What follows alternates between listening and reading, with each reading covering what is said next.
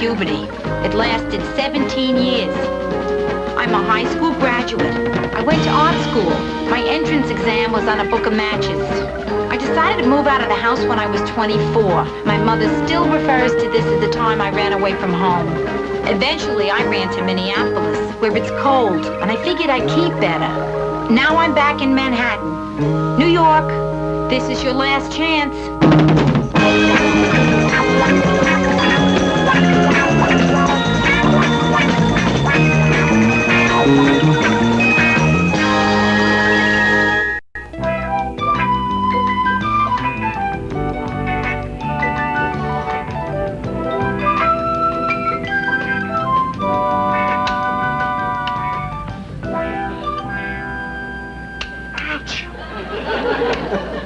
You know, it's a little early in the morning for jokes. Yeah, I'm sorry. I'm just checking things over. Yeah? Well, you're at the store, huh? Oh, no. You're not? Well, then what do you... I'm him. The dummy? You're Vic Rhodes. Yeah. Oh, the goalie. Yeah, hi. Hi. Rhoda Morgenstern. We've never met, but somehow I feel I know you intimately. You work here all the time? Oh, no. Usually I do department store windows, yeah. I'm just freelancing at this time, you know, and they send you where they want you to go, and you have to go because... Do you listen to this? Here I am, discussing the thrills and chills of window dressing with a big-time jock. You know, you are very cute. No, I didn't know that. What are you going to be doing here today, Vic? Oh, I'm just going to meet the customers when they open up the store. Oh. Smile, shake hands, stuff like that. Hey, listen, there's a whole bunch of them out there. I mean, there must be 100 people online. You're very popular. Yeah, I guess I am. There's also a sign out there that says the first 100 people get free hockey pucks. I never saw so many hockey pucks in my life. Yeah, you ought to see my net during a bad game. Well, I think I'm just about finished. What, for the day? No. After here, I go over and do a liquor store window. After that, a pet shop, which is a challenge, being creative with kitty litter. So, that's your day. What about your night? How about a steak and a flick? Oh, no, I'm sorry, I can't. And how about dinner and a movie? Thanks a lot, but no. Are you married? No. Well, then why don't you want to go out with me? I'm with the New York Rangers. First string. Oh, listen, Vic, please. A few months ago, I would have been standing out on that line myself, I swear. But right now, I'm sort of going with somebody. What do you mean, sort of? Are you engaged? No. Look, I'm not talking about a one-night stand. We're in town till Thursday. You're okay, Vic. Yeah. Well, then why don't you want to go out with me? No kidding, Vic. I'm really kind of going with someone. Okay, Rhoda. Look, could you stand a little constructive criticism? Yeah, sure, what? You got my pants on backwards. I'm sorry. I never dressed a hockey player before. Hi. What are you doing? Putting a bulb in. It burned out from opening the door so much. Listen, Brenda, did Joe happen to call while I was out? No? Were you expecting him to? It's just it. I don't know what to expect. Is something wrong with you and Joe? No, Brenda, it's just that things are starting to get confusing. Like at work today, this really attractive guy came on to me in the window. Another flasher? Brenda, no, a really sweet guy. He's a big-time hockey player. He asked me to go out with him tonight. Hey, if you go, maybe you can get me a season pass. Brenda, this was for dinner and a show. I mean, for a season's pass, I have to go on the road with them. So what did you say? No, of course, because I'm going with Joe. But then I got to thinking. It's not really going with. It's more like waiting for. No, it's better than nothing. Hey, why am I always waiting for him to drop in on me? Why can't I drop in on him? Yeah, I was thinking of dropping in on some guy the other night. Yeah? Why didn't you? I didn't know anybody. Well, I tell you, I want want to see Joe tonight. So I'm going over and see him. Wow. What wow? It's simple. And if I want to know where I stand with him, I'll just ask him where I stand. It's that simple, Brenda. But what if he's not alone? It just got complicated. So you're not going? Sure, I'm going. Yeah.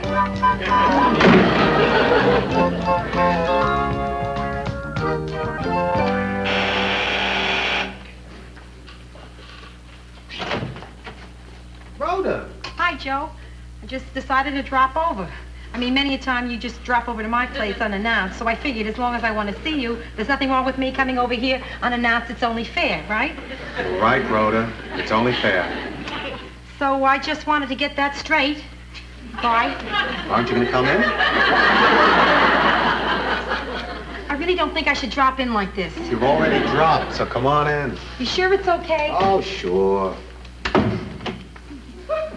Oh, you're crazy. Oh, what? You thought that I might have had another woman in here, didn't you? No.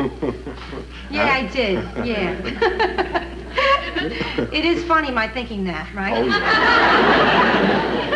No, listen, I just got to wondering. What is it you do here, alone, by yourself? What? Well, for instance, tonight I'm counting underwear. I think we know each other well enough. How many you got? Hey, Joe, I came over tonight because I want to talk about us. Hey, wait a minute. We still love each other. Everything's still the same, isn't it? Sure. Just a spot check, that's all. Okay. Well, listen, I wanted to drop. I didn't really drop by. I was just saying I was dropping in because Just a minute. You want to be private? No, I got no secrets. Hello? Yeah. Who's this? Who? You mean of the New York Rangers?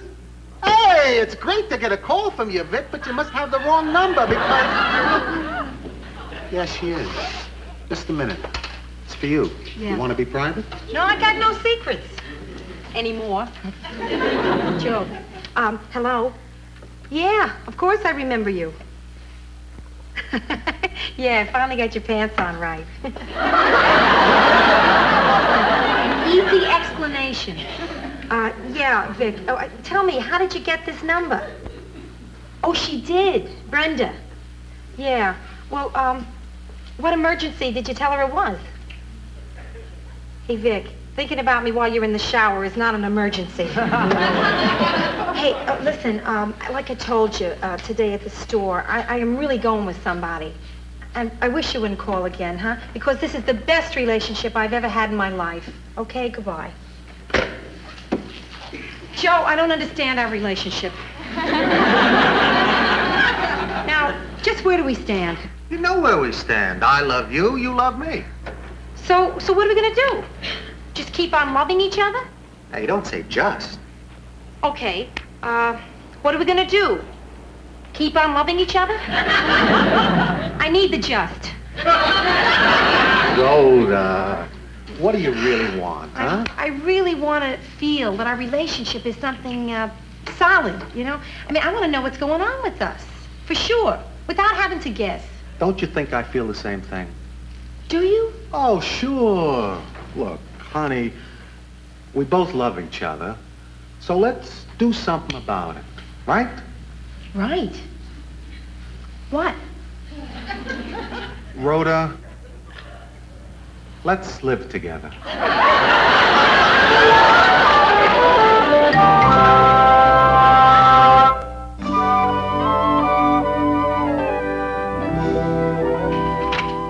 Roll? Yeah? How'd it go? Rhoda, something happened. Tell me. Well, Joe popped the question. Hey, hey, hey! Hold it. The question he popped was, will you live with me? Huh? Hey, hey! At least that's something solid. Yeah, but I didn't say yes or no. So hungry. Uh-oh. Rhoda, look what you're doing. You're gonna eat instead of facing up to a decision. And you always tell me that's wrong. That's not the new Rhoda at the refrigerator. That's the old Rhoda. All right. The old Rhoda will eat while the new Rhoda decides. What's this? My strawberry facial cream. It's a little greasy. Oh, Brenda, If only I had time to think. It all happened so fast. Rhoda, I know I'm your youngest sister, but do you want my opinion? Tell me what it is first. Well, I think that you really want to do it, but something in your 1950s type background is stopping you. Right. I can't just start packing and forget every Doris Day movie I ever saw. I mean, there's a lot of things to consider here. Well, maybe we could talk about it. Discuss the fors and against. Maybe, yeah. Which side do you want me to take? Take against. There's more to pick from. Okay. Okay, here's a big against. Ma. Oh, that's big. Brenda, did you believe it? I never even thought about Ma. Yes, you did, but you're repressing it. You know, I really wish you didn't have a friend in analysis.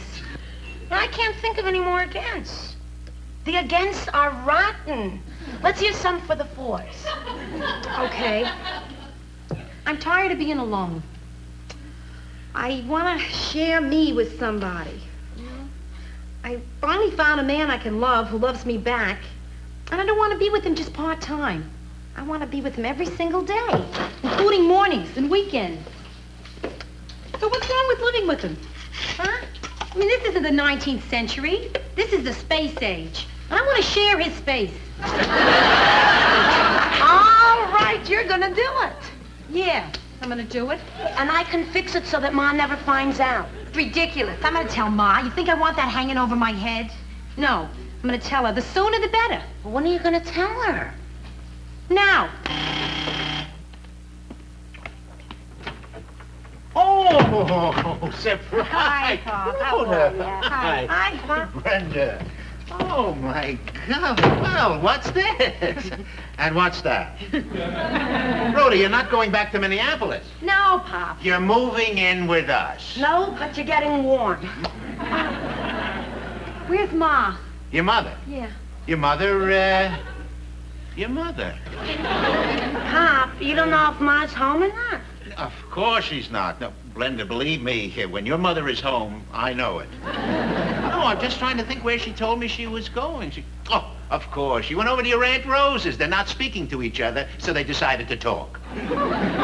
So, is there something special you want to talk to her about?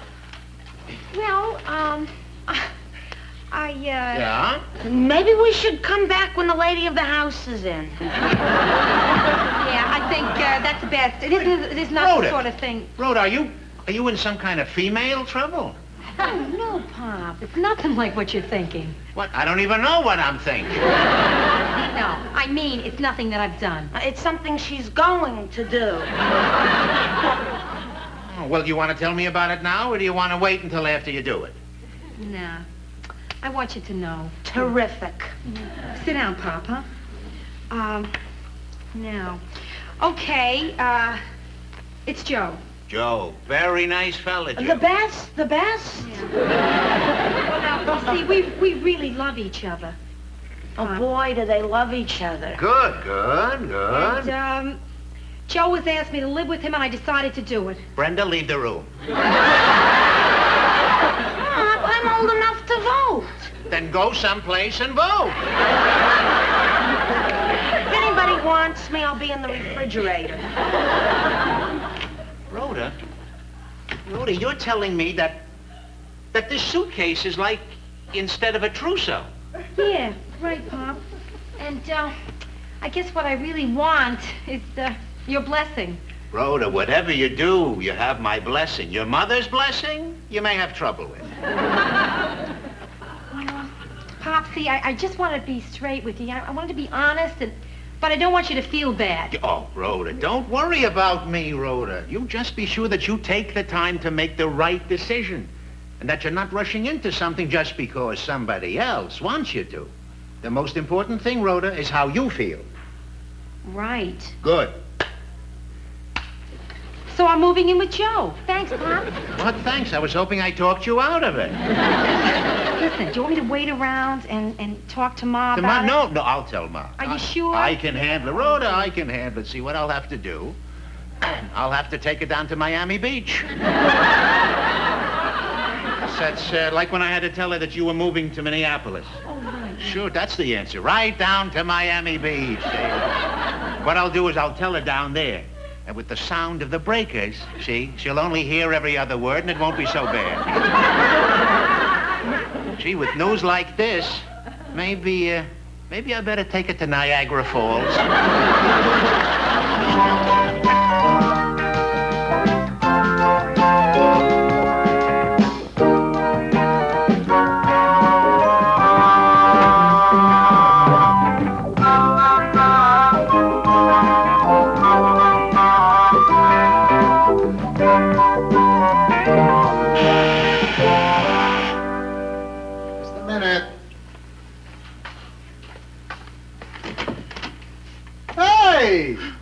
Hi. What do you say to somebody when you start living together? Oh, I'm glad you're here. Oh, that's good. I'm glad I am, too. I'm glad. Oops. Having trouble. You look a little nervous, huh? Yeah, well, I'm always this way the first day at camp.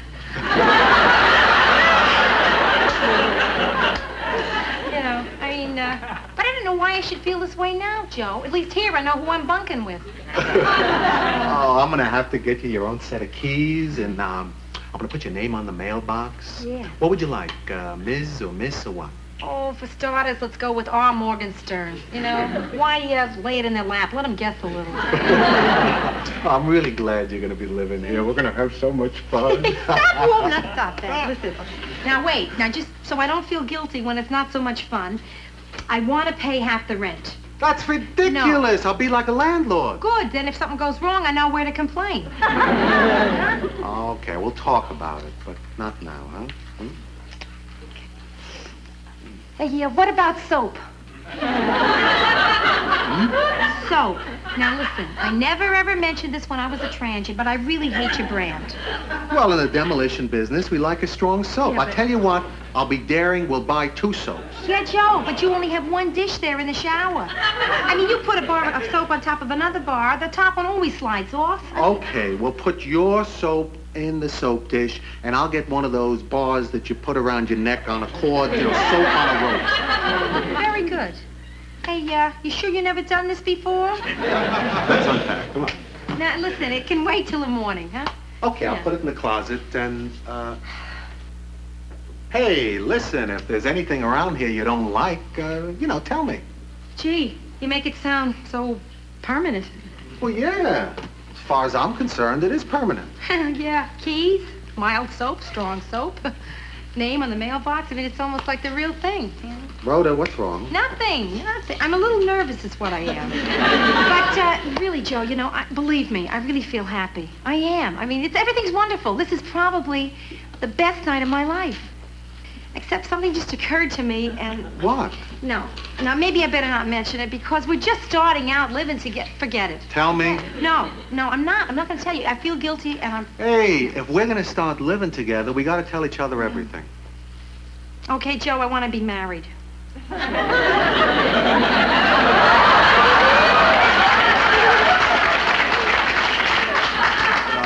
When did you realize that? Right in the middle of the soaps. And Joe, I can't tell you how ashamed of myself I feel. I mean, I thought I was so hip, so beyond that, with it, 1970s. I want to get married. I can't believe this. I mean, listen, I do want my name in the mailbox, you're right, but I want the same name as yours. Yes, married. What a depressing thing to find out about yourself. I mean, this is so conventional. I mean, Ma, yeah, all that good work was not in vain. My daughter wants to be married. That's it, Joe, there it is. I want to be married to you. Married, huh? Yeah, please don't say it again. Married, huh? If you say you will, I'll never ask you for another thing.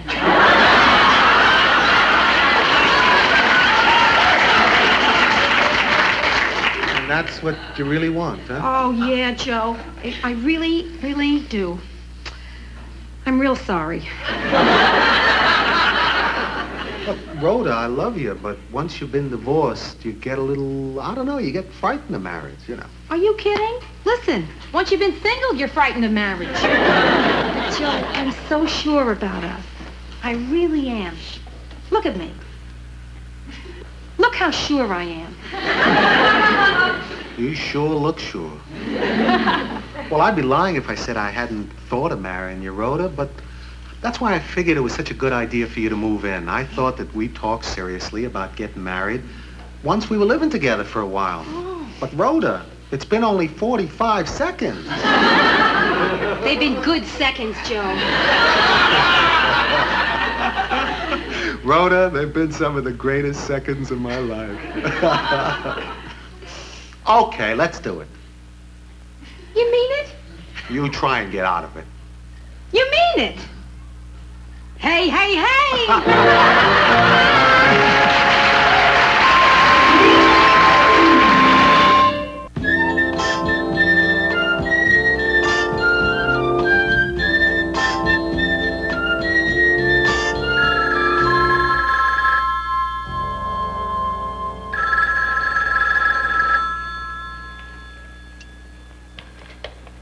Hello.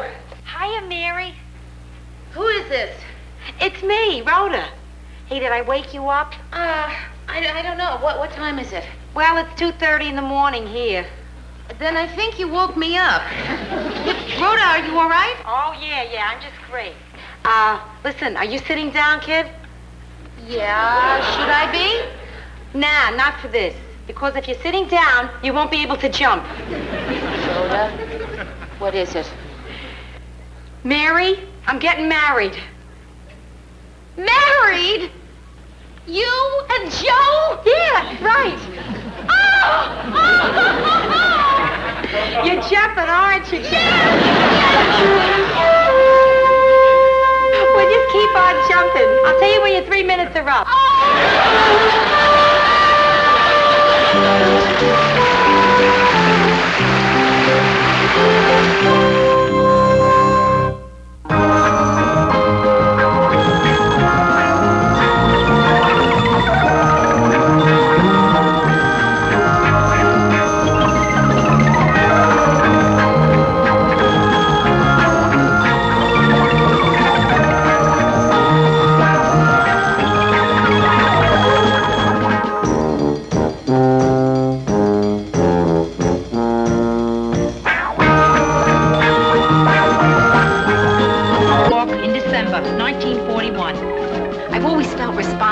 World War II. The first thing I remember liking that liked me back was food. I had a bad puberty. It lasted 17 years. I'm a high school graduate. I went to art school. My entrance exam was on a book of matches. I decided to move out of the house when I was 24. My mother still refers to this as the time I ran away from home. Eventually, I ran to Minneapolis, where it's cold, and I figured I'd keep better. Now I'm back in Manhattan. New York, this is your last chance.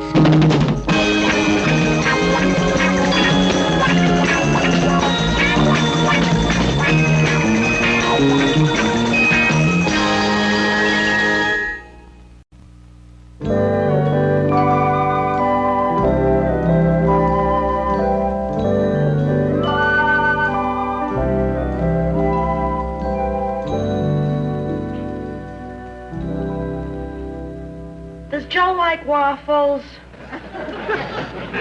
What? Does Joe like waffles? Brenda, please stop worrying about my wedding gift. I wasn't worrying about a gift. I was thinking about waffles. You know, I thought I had it all solved this afternoon by giving you a shower. Brenda, now listen to me. Showers are for girls your age. Yeah, but the only trouble is most of us don't get married until we're your age. Brenda, listen, I love anything that you give me. Really. I love the fact that you care this much about it. Really, it's wonderful. In fact, let's make that your gift to me, that you care this much. I love it. Thank you.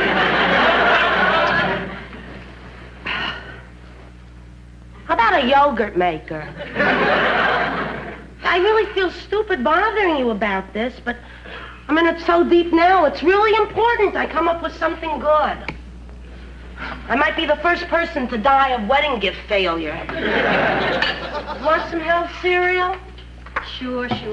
What kind of milk do you want on the cereal? Regular, low-fat, non-fat? What are you having? Chocolate. Brenda. You know what I liked about the shower idea? Even if it was a rotten shower, we could still have a lot of fun talking about it afterwards. Yeah, Brenda, no. Showers are not my style. I'm too old to giggle. I'm never going to think of anything.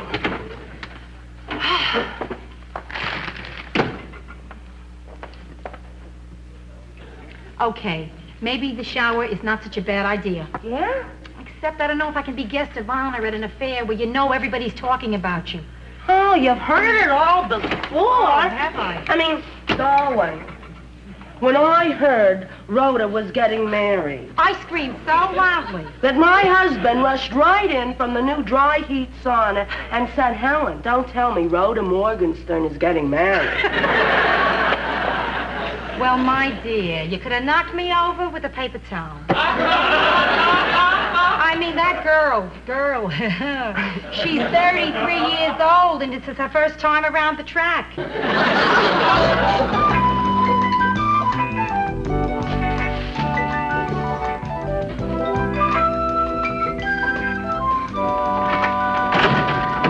I'm home. We gotta get that fixed. So, what do you think? I think it looks sensational. Yeah, terrific. Very clever, A shower, umbrellas. Terrific. Hey, you remember my friend Ellen? Smile. Beautiful. Thanks. No, hold on. I want to get one with you in it, too. Rhoda, I'm taking pictures of the whole shower. Now, it's including developing and printing, one of each. This is my gift to you, Rhoda. Thank you very much, Ellen. That's great. Okay, now you. Where did you find people to invite to this event? Come on, come clean. Okay, I'll tell you. I got your high school yearbook. I sent out invitations to all the girls who wrote in it. 48 of them. My high school yearbook? Yeah. Rhoda, I never knew that you were in the choir. Oh, I never was. I just wore the robe for 4 years so nobody could see my hips. 48 invitations, huh? Hey, how many are coming? No, let me guess. 7. No, 5. Twins couldn't make it, huh? No. Hello. This is Carlton, your doorman, speaking from the lobby? That's right. Yeah, there's a lady down here. She says she's from high school, but she looks like she's got quite a few miles on her. Well, send her up. I'll try. Listen, Brenda, I gotta know who's coming. Why? Because then when I say, you haven't changed a bit, I'll know who I'm lying to. Well, there's Jeanette Lamont. Oh, Jeanette. Oh, that's terrific. I love her. I remember we used to practice smoking together. And Susan Alborn. Oh, old easy Susie. Oh, yeah. Myrna Morgenstein. Oh, my little friend from alphabetical order. Yeah, and Linda Monroe and Harriet Strongen. Wait a minute. Did you say Linda Monroe? Yeah. No. Well, what, is something wrong? Oh, well, not really. I mean, listen, it's been 15 years, right? Maybe she's changed. We thought that she was a friend of yours. No. Yeah, she wrote in your book, good luck with Chuck, love you forever. Oh, yeah, and after she wrote that, she told Chuck that I didn't go in for heavy petting, and he dropped me. What was considered heavy petting in those days? When you came home with less Angora than you started with. Here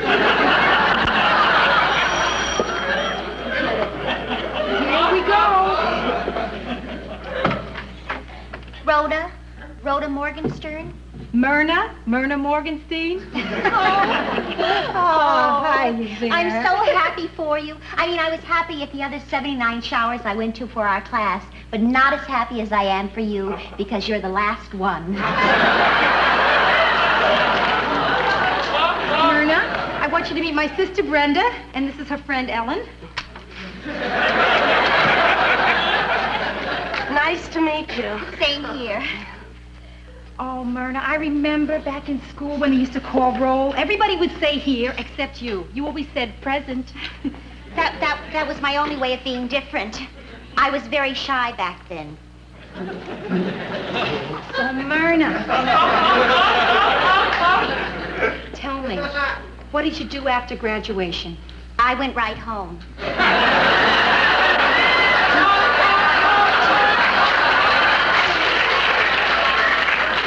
What I meant was, later. I mean, what's going on in your life? Oh, well, I'm really doing fine. You remember how much fun we had in high school, Rhoda? Oh, yeah. Yeah, those were the happiest days of my life. I'll never top them. It's too bad you can't cling to high school. Yes, you can. And I figured out how. You see, I became alumni secretary for our old class. In fact, I can safely say that I love the class of 59 more than I love my cat. You haven't changed, Myrna. You always liked cats. No, I always had cats. I never liked them. Well, are you married? Like 11% of our class, I'm not. How do you know that? Well, you see, as alumni secretary, I have to keep up to date. Yeah, 89% of our class is married. There are 275 children and 38 divorces. No kidding. Oh, thanks, Brenda. But here's the biggest surprise of all. Nobody in the class of 59 has died. We did have a great hygiene teacher. We sure did. May she rest in peace. So, Myrna, tell me, you might know, how was Linda Monroe doing? It's hard for me to tell you this, Rhoda, but she did great. How nice. I admire how well you're pretending to take it.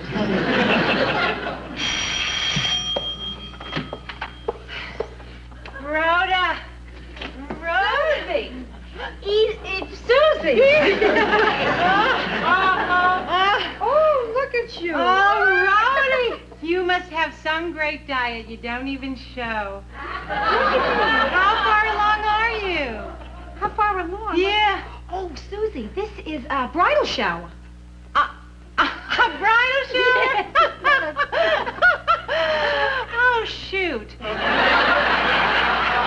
I brought you diapers and a teething ring. You see, I figured that... Yeah, I know. It's hard to believe that somebody my age is just now getting married, but I figured better late than never, right? Sometimes I think never is better.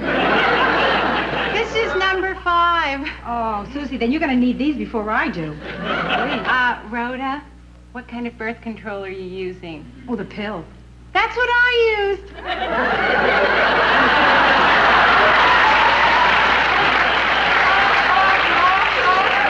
Myrna, you here? Present.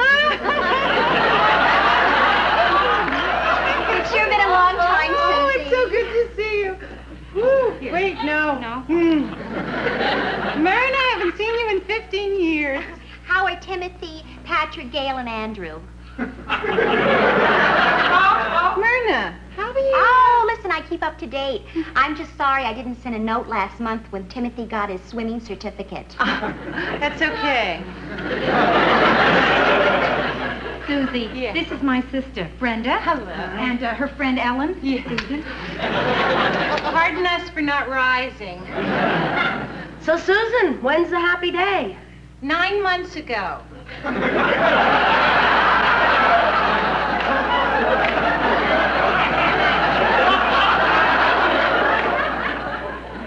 Are you going to have natural childbirth?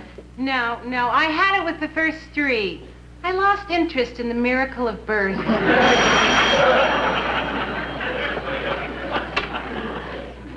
Rhoda. Jeanette, how are you? Jeanette Lamont. Oh, of all the people, I'm so glad you could come. Listen, I wouldn't do this for anybody else.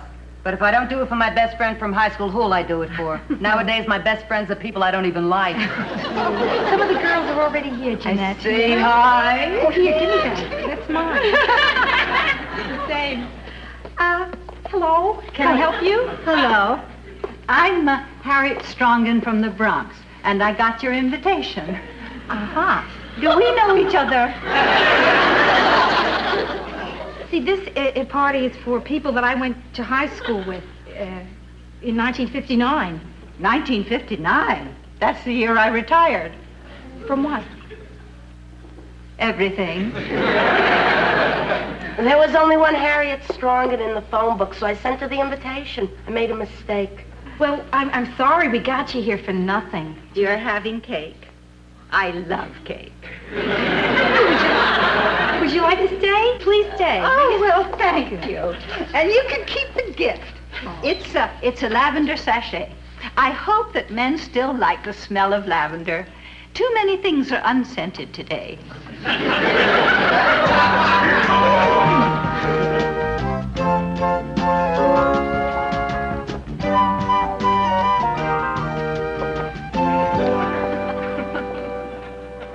Rhoda, I can't believe how wonderful you look. Oh, Jeanette, look who's talking. You look absolutely marvelous. Thanks. I jog 5 miles every day, eat only organic foods, and have sex on a regular basis. And everything's been just great since my divorce.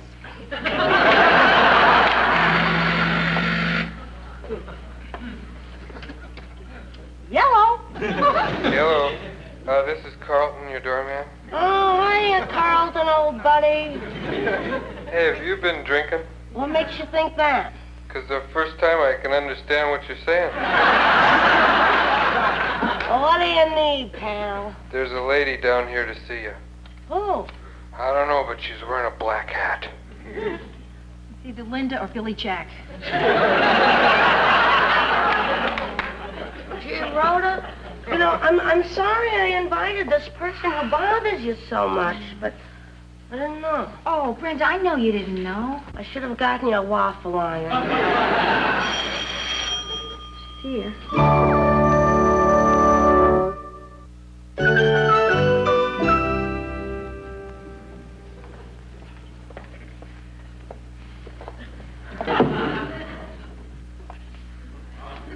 Hello, Rhoda.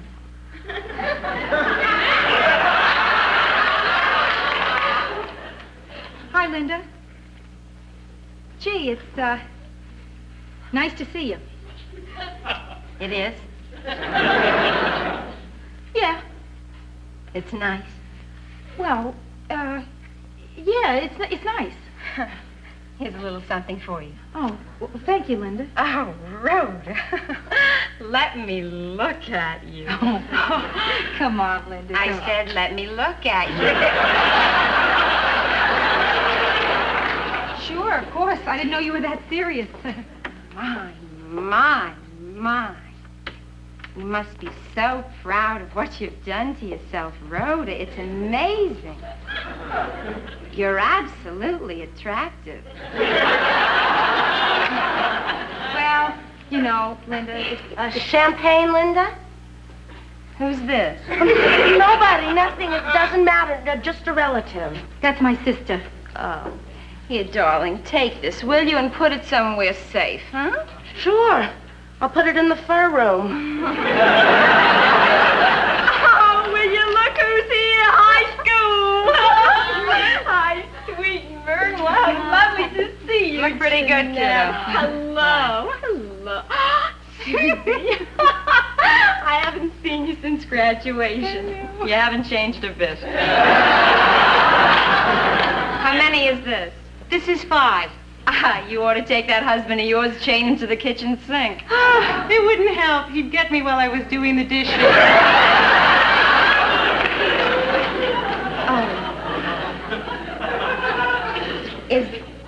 Is this Miss Anderson? Miss Anderson, our hygiene teacher. Miss Anderson died. I'm terribly sorry.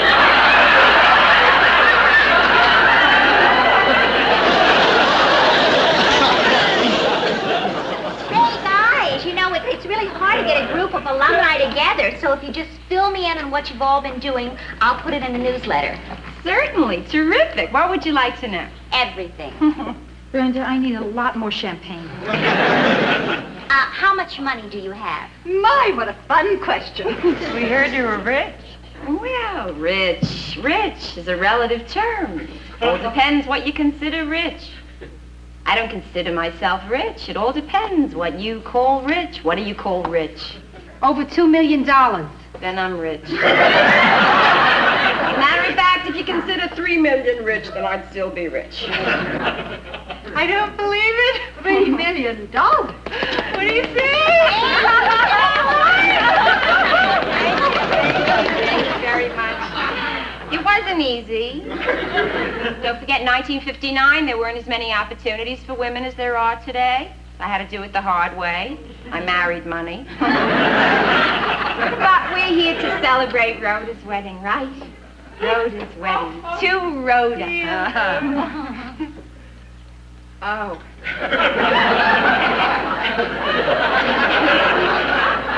So, Rhoda, what's he like, huh? I'll show her the picture, Rhoda. No, I don't think anybody will. Show me the picture. Show her the picture. Cute. Cute. Yum. Oh, his nose is broken?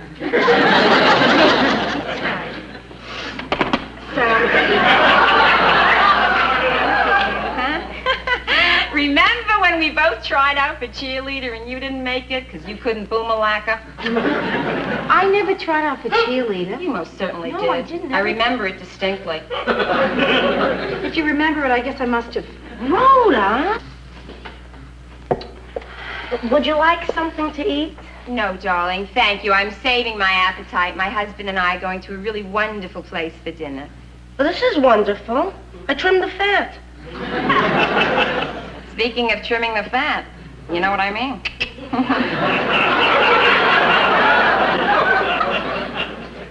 Linda. Yes, Could I please see you for a minute? Of course. Excuse me. Thank you. What? Get out of here.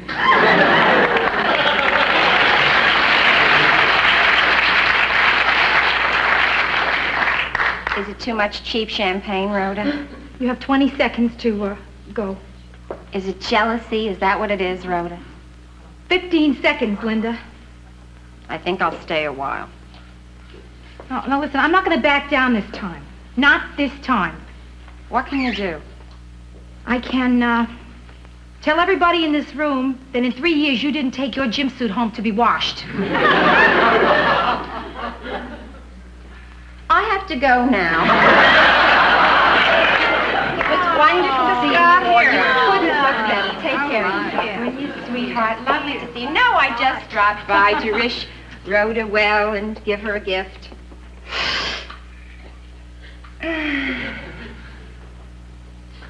Who am I kidding?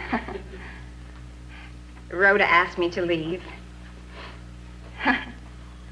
I've always been a little pushy, a little aggressive with Rhoda. No. And today, for the first time, Rhoda had the guts to confront me. And I would like to, I'm taking my gift back. You know what? She took my lavender sachet.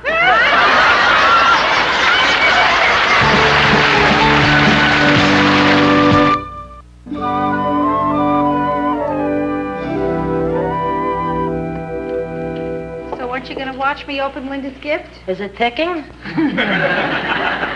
It's from Tiffany's. Well, it could be a sterling silver bomb. Hey, silver ice tongs. Oh, very classy silver ice tongs. Don't get your hands cold. I'll have to use these next time I shake hands with Linda.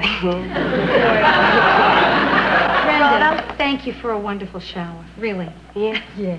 Well, I just want to talk to you about one thing. Sure.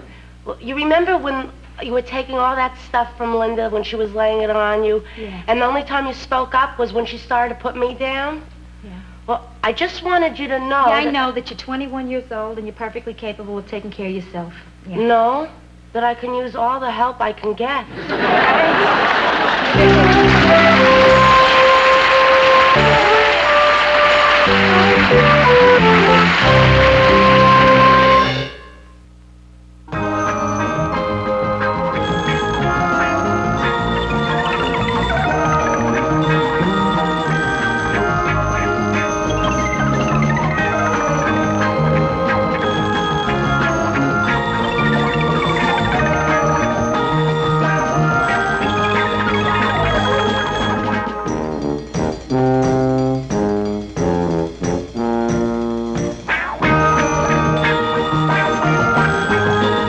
December, 1941.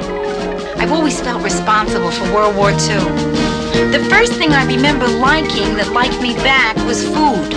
I had a bad puberty. It lasted 17 years. I'm a high school graduate. I went to art school. My entrance exam was on a book of matches. I decided to move out of the house when I was 24. My mother still refers to this as the time I ran away from home. Eventually, I ran to Minneapolis, where it's cold, and I figured I'd keep better. Now I'm back in Manhattan. New York, this is your last chance.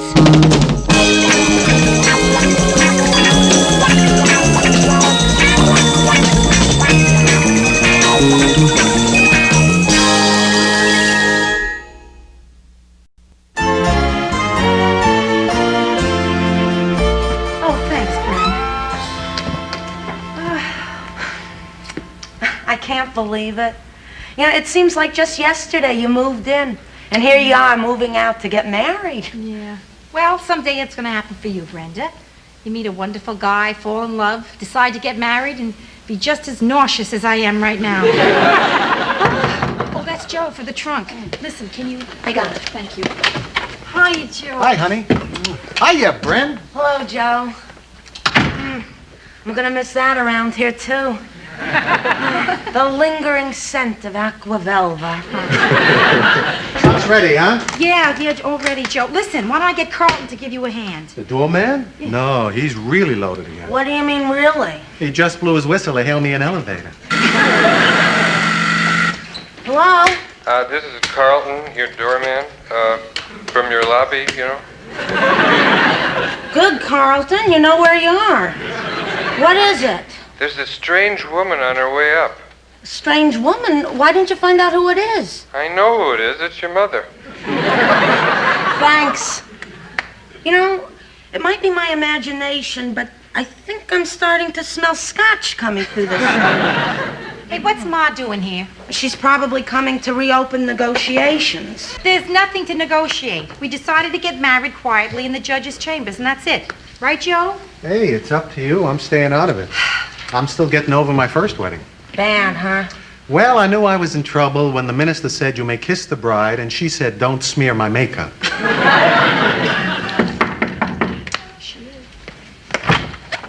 Hi, Ma. Hi, Rhoda. Hi, Brenda. Hi, Ma. Hi there, son-in-law. Hi, Ida. Tell me, Joe, you nervous about Sunday? Well, you know, some men on their wedding morning wake up with crazy thoughts in their head like, should I go through with this? Let me reassure you, you should. It's really going to be fun having you for a mother-in-law, Ida. Why don't you ever talk to me like that? Ma, when did I ever give you the impression that I didn't think you were fun? Okay, Ida, let me get this trunk out of here. Joe, lift with the legs. Don't strain yourself before the wedding. I'll see you later, Rhoda. Yeah, bye, Joe. Ro, I'm going to clean some of your stuff out of the bathroom for you. Oh, thanks, Brenda. That's great. Oh, Rhoda. What? To think that in 2 days, my firstborn will be married. Yeah. Where are you getting married again? I keep forgetting. Ma, we have been around on this a dozen times now. Now, just accept the fact that I am not having a big wedding. I mean, you save us both a lot of trouble if you just let me do this my own way, huh? You think this is for me? For me? Well, forget me. I'm not important. But what about your father? Think of his feelings. I know it doesn't matter to Pop. Doesn't matter to Pop. Well, let me tell you, little lady, that just the other day I heard that poor man say to your Aunt Rose, if Rhoda doesn't have a big wedding, there will be no living with Ida. Brenda, did you hear this? Do you believe this person? I'm going to be married in 48 hours, and she is still trying to change my wedding plans. I'm not trying to do anything. The situation here is that I've already done something. If nobody asks what, I still have a chance. Well, I certainly hope that nobody asks what, because what I've done would be very hard to tell you. Because it's huge. And only Only a mother would understand why I have done this. What? Done what? Sorry. Well, since you've asked, without actually clearing it with you, Rhoda, I have asked some people up to the apartment for a get-together on Sunday. Oh, before or after the wedding, Ma? During. Wait a minute. Let me get this, please. You have actually planned a wedding for me at your apartment, knowing that I don't want a big ceremony? What do you consider big? Anything over 12 people. I may have overstepped.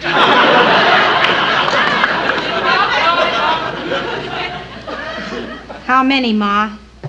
Not counting musicians, 79. Overstepped. You are awe-inspiring. Yeah. You know, in a crazy kind of way, she may be a great woman. You can't do this, Ma. You really can't. Yeah, you're not going to force me into this. I mean, you can do a lot, but this you can't do. No way. You have I'm really not doing overstepped it. You yourself. understand? Ma, I'm going to have my marriage the way I want to have it, the way I planned it originally, no matter what. Because this time, it isn't just another day in my life. It's my wedding day, and that's it. So, what's your decision? Who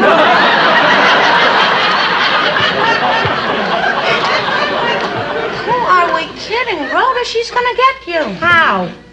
Ma, I'm getting married the way I planned. Okay, Rhoda, you do what you have to do. I'll make the best of it. She's gonna get you. Of course, I don't know what I'm going to do with those 79 people on the folding chairs facing the mantel. Not to mention Grandmother Morgenstern, who, when I called her at the home,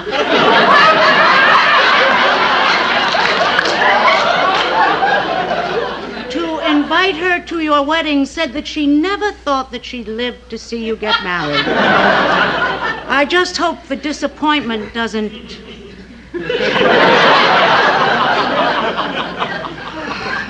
She got you. Okay, Ma, okay. You win. You're still the champ. If it's all right with Joe, we will get married at your place. Whatever you want.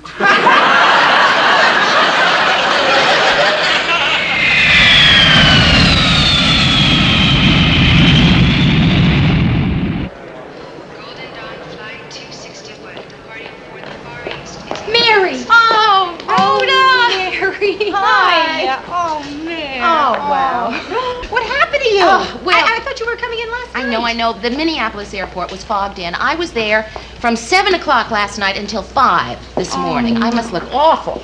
Yeah, you really do, kid. I hate to gloat, Mare, but for the first time in my life, I think I look better than you do. Oh, Rhoda, I really missed you. You've missed me. I've lost my only link to classy. Ah. I'm so glad you're here. I really, Mary. Oh, boy. Mary, this is weird, but I think I see a man weaving this way that looks just like you.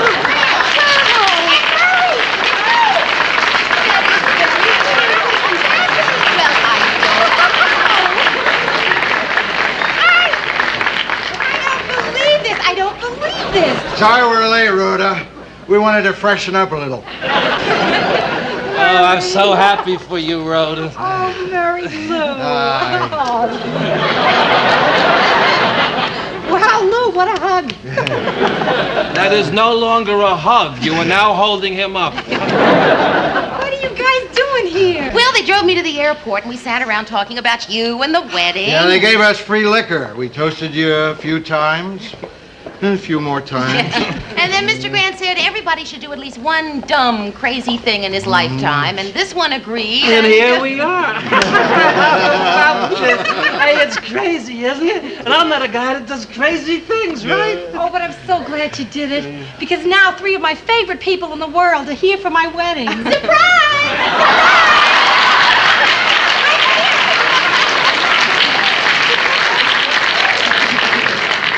Well, 3 out of 4 ain't bad.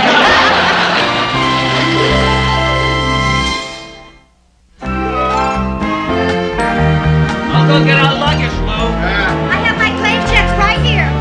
So I'm gonna go outside and start pleading for a cab. Nonsense. I reserved a car. I'll drive you. That way, I can point out various landmarks of historical interest. Wait, Phyllis, you were going to show me New York? Actually, I was thinking of Mary. You can sit in the back with Lou and Murray and talk about sports. I just remembered, Lou. We don't have any luggage. I do. Mary must have a suitcase. Where's your stuff, Mary? Yes, it's white. Mr. Grant has my initials on it. No, wait, no, I didn't bring that one because the handle was broken. I'll find it now that you've narrowed it down for me. I'm looking for a suitcase with your initials not on it. I have several pieces, all brown. Brought everything in paper bags, huh? Hey, you want me to get them for you, Phyllis? Oh, Murray, I can't refuse you anything. Yeah, I'll be okay as long as I don't look at that part that goes round and round. Hey, kid, I got so much to tell you. Oh. Yes, Mary, I do too. Phyllis, I just saw you on the plane. I lead a very full life. You know, Phyllis, I'm really surprised you're here. I mean, don't get me wrong. It's very nice, and I think it's terrific of you to come. But I'm just somehow surprised.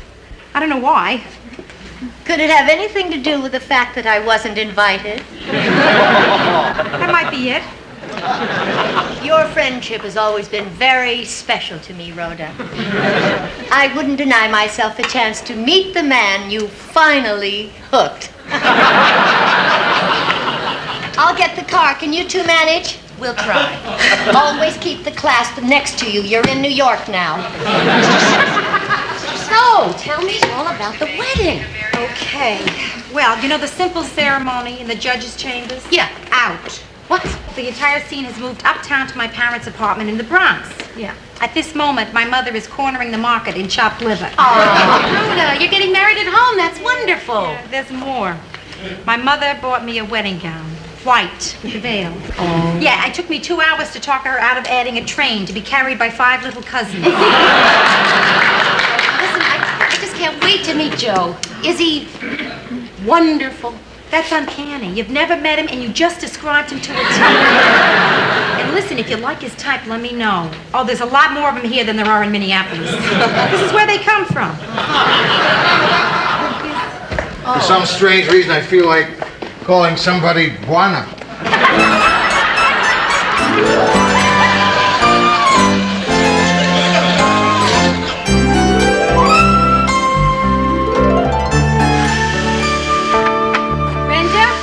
Brenda, we're here. Hi. This is Mary and Phyllis. That's my sister Brenda. Hi, Brenda. Mary. Oh, I've heard so much about you. Rhoda does nothing but talk about how terrific you are. Oh. And Phyllis. She's mentioned you too. Brenda, what are you doing? Oh, when you called from the airport and told me there were extra people, I started blowing this up. Oh. I only have one extra bed. Oh, well, thanks, Brenda, but I'm going to be staying with your mother.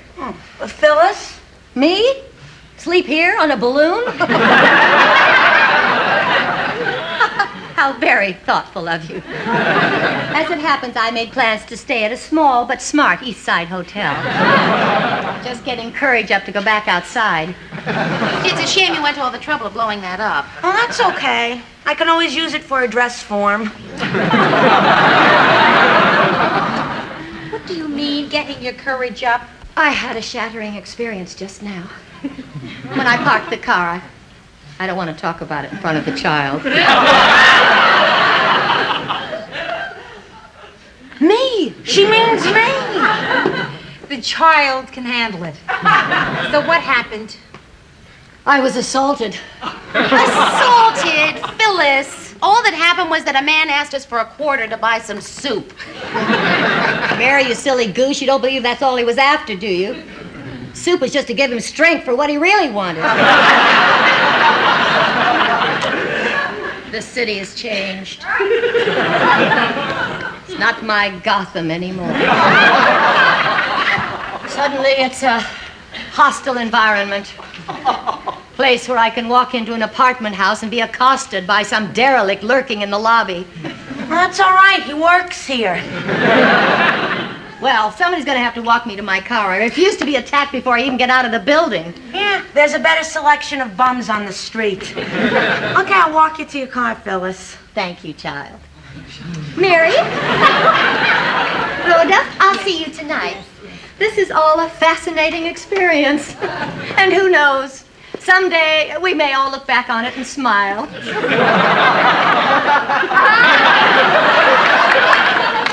She's everything you said she was.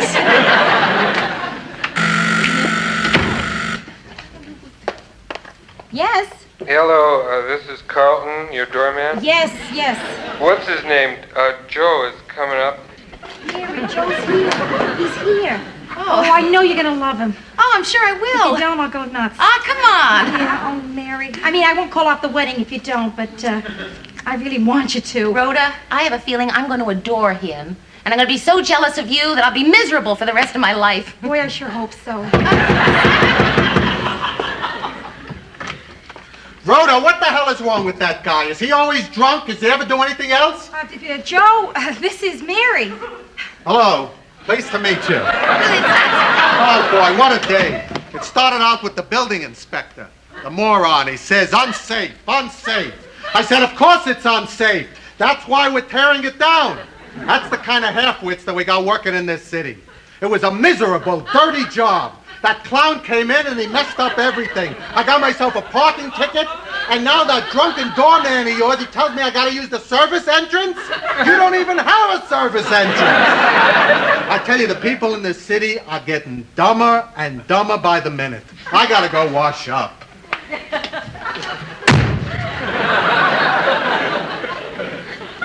So what do you think? Oh, Rhoda. Terrific.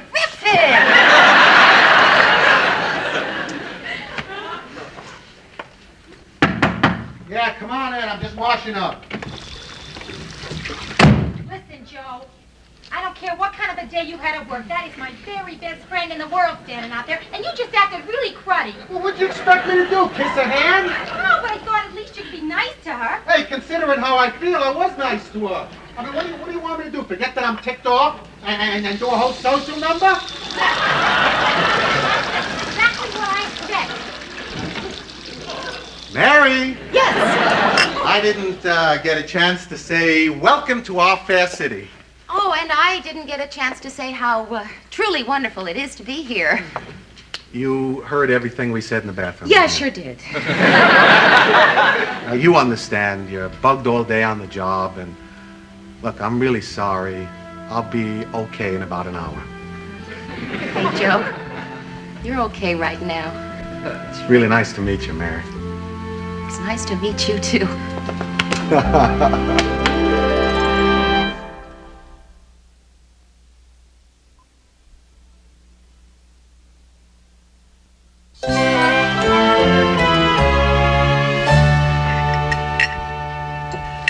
Listen, everybody, there's lots more food. I'm stuffed. If I eat one more bite, I'll die. You're sweet to say that. Listen, it was at this point that Martin was going to propose a toast, but as you can see, my Rhoda and Joe aren't here yet. Who's Joe? Groom. Oh, yeah. They'll be here a little later. They didn't tell me the reason. They said it was important and I wouldn't understand. You don't know what they're doing, do you, Martin? No, sweetheart, I don't. Like I've been telling you all day and night, I don't know. Well, I don't know who's here and who isn't here. I'm having fun. I love Jewish food. We never thought of steak as Jewish. Brenda, do you know what Rhoda and Joe are doing that's so important? I can't tell. Can't tell. What's okay, darling? You want some more cake? Yeah. Come on into the kitchen and we'll get it together. Mrs. Morgenstern, I know where they are, and I really don't think Rhoda would mind if I told. See, tonight's their last night before they get married, and their last chance to have a date. So tonight they're having their last date. Oh. Cute. Cute as hell.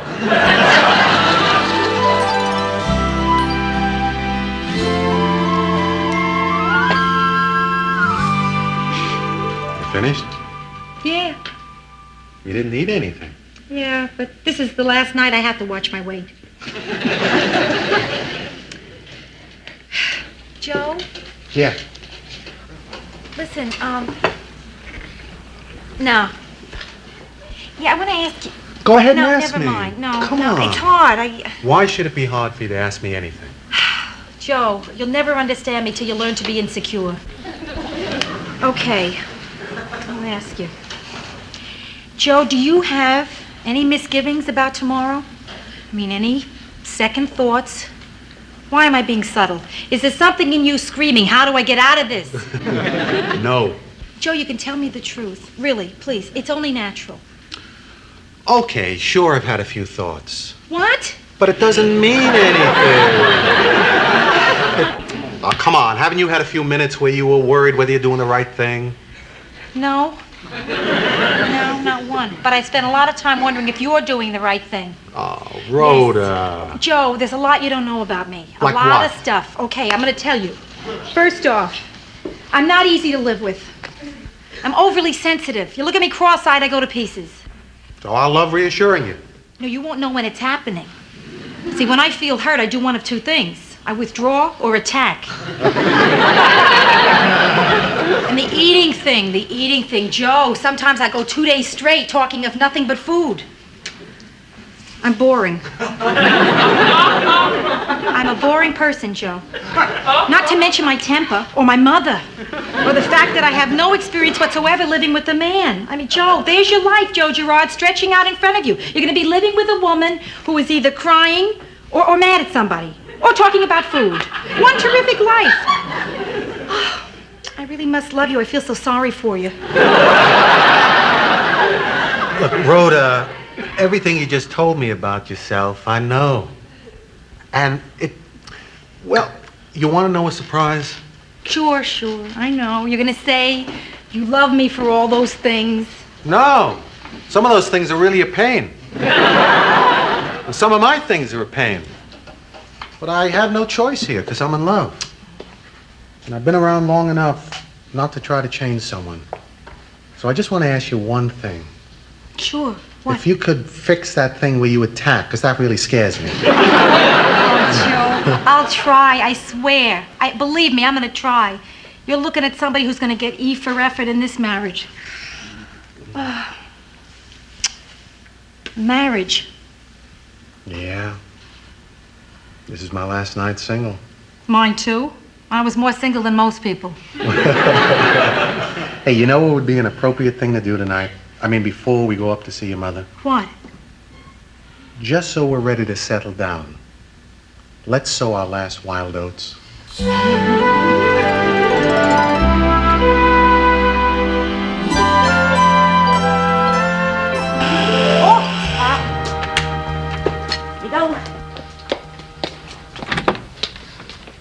Hello, is this the Morgenstern resident? Could you speak up a little, honey? I am speaking of. Well, then maybe we ought to stand closer together. Is Rhoda home? Who are you? Oh, I'm Georgette, and I have an invitation to the reception, and I know it's not until tomorrow, but I'm here already. I wondered if I could help with anything. Of course you can. Come on in. You can help us eat some food. Rhoda will be thrilled to see you when she gets home. You must be so relieved, Mrs. Morgenstern. What do you mean? Rhoda told me that if she wasn't married before she was 35, you said you'd take all your clothes off in Macy's window.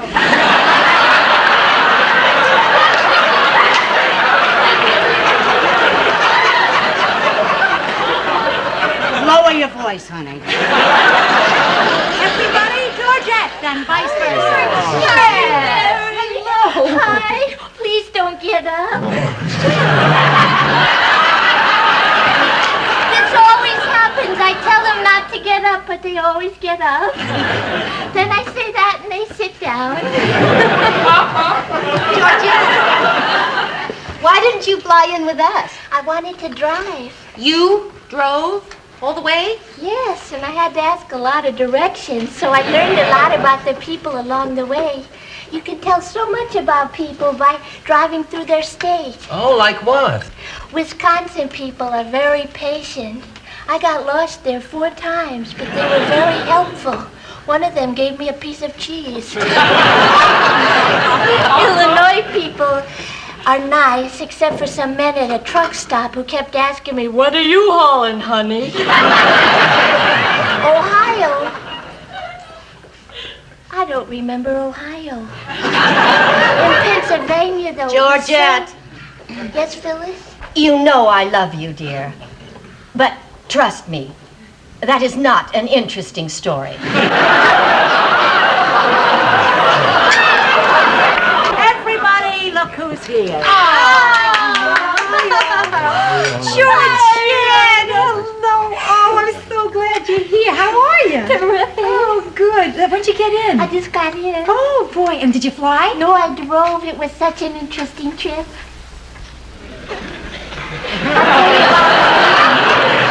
Yeah, sure. So, how was the big date? You know I love romance, Rhoda. Tell me what you did. Well, I don't want to hear about it. Girls, let's go in the other room. I can't take all this smoke. Yeah, it's too smoky. Let's get out of here. Oh, good. Just in time to clear the table. I'll help you. You are getting married tomorrow. Yeah, Mary. I sure am. You know what I was just thinking about? Of course I know what you're thinking. You're thinking about all the old times, weren't you? They were good times. Wait, everything doesn't seem so great. How about some of those dumb dates? Oh. Hi! Hey, I think I'm gonna sneeze. Achoo! Did you ever have a blind date making fun of your entrance? Oh, gosh, no. Thieves, that's the word. Thieves. Like the last guy. Arnie the exterminator. Used to pick you up in that van with the picture of the bug lying on his back. Little feet up in the air and wreath on his chest. It was disgusting. Mary, now just look, exterminating is an honorable profession. Okay, all right. It's not just the job. Rhoda, the man was always asking you to lend him money. Just until termite season. Allow me to introduce myself. I'm another person in the room. Rhoda Morgenstern. Oh, how would I know? How do you do? And this is my date, Mr. and Mrs. Armington. You really think I'd make a derogatory remark about a person just because he's a shrimp? See what I mean? Drugstore's closed, so I guess I'll quit smoking again. Hi, got a cigarette? Eric, I'd like you to meet my friend Rhoda Morgenstern. Rhoda, this is Eric Shrimp.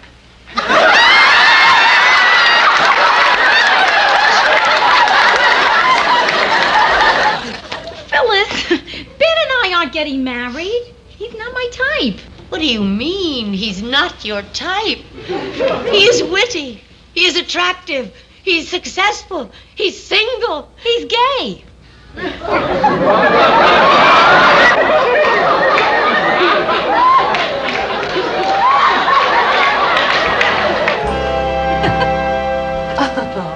Finished talking about me? We weren't talking about you. Oh, come on. Phyllis. Well, I just feel so excluded. I mean, I don't seem to have any real function here. You didn't pick me to be a bridesmaid. I'm not having bridesmaids. There's always an excuse, isn't there? The point is, I'd really like to do something to help. Please.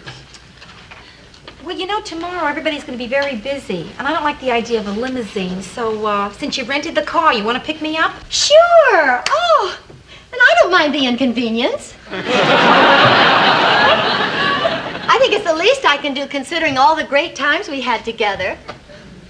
What times were those?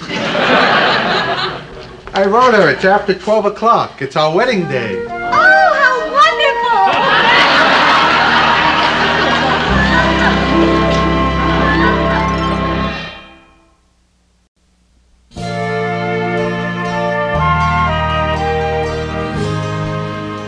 I'm so nervous. Well, you please relax? Come on, stop worrying. It's just a wedding. Oh, sure. And Sara Lee is just a cheesecake. There you go. You look beautiful, Brenda.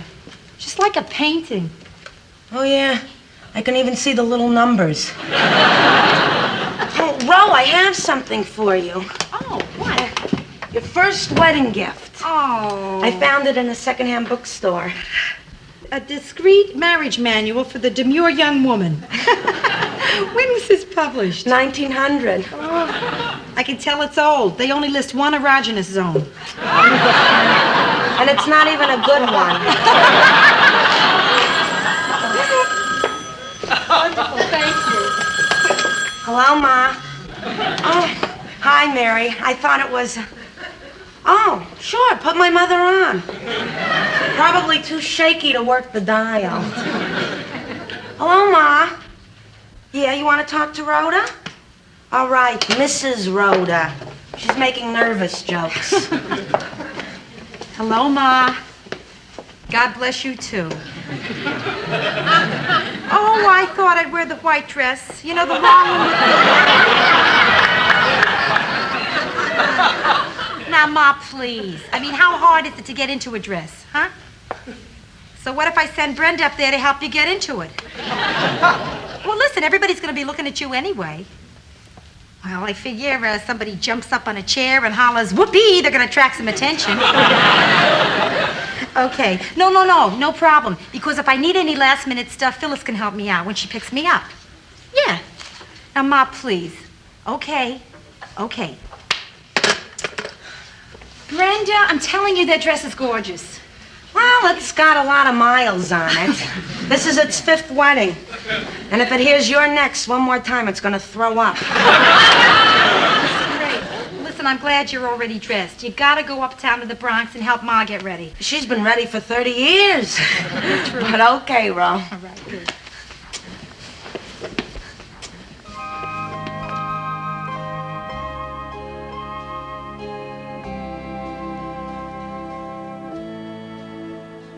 No answer, huh? Are you sure you're ringing the right room? Mrs. Lindstrom in 208. Oh, I guess she must be on her way then. No message, thank you.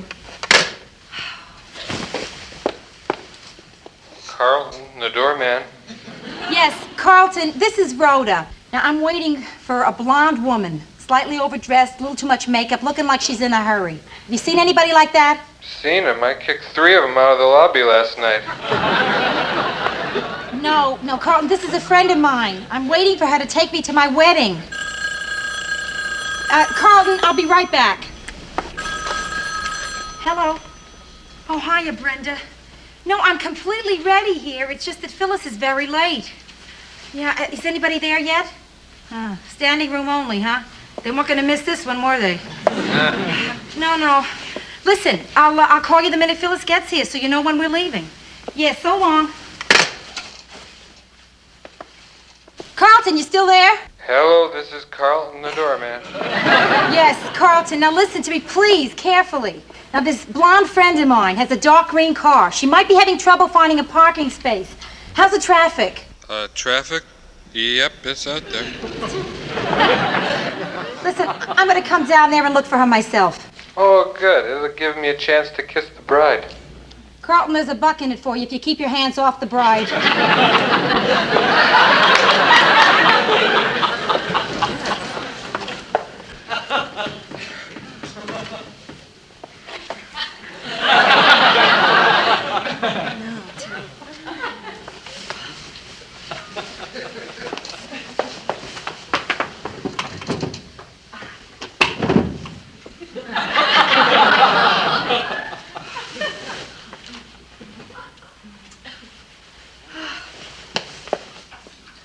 Son of a gun.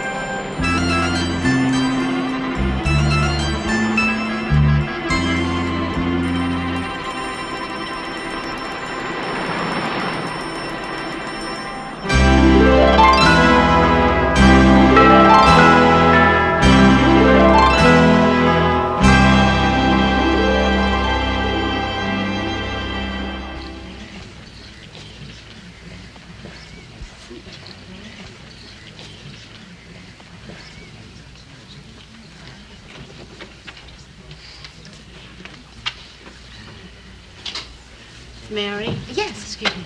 Mary, do you think anybody has noticed that Rhoda isn't here yet? Yes, I think they all know. I mean, the ceremony was supposed to start an hour ago. Uh-huh. No, they don't know. I've done too good a job of distracting them, and I have to keep it up. This is Rhoda's best friend, Mary Richards. Mary, this is Joe's mother. Ma, you already introduced them. 4 times. It's good meeting you again, Mary. Thank you. Mrs. Morgenstern, we are all a little aware that Rhoda and Phyllis are a tiny bit late, but I'm sure they'll be here any minute, and I really don't think you have anything to worry about. Mary, you've always been like a daughter to me. So shut up.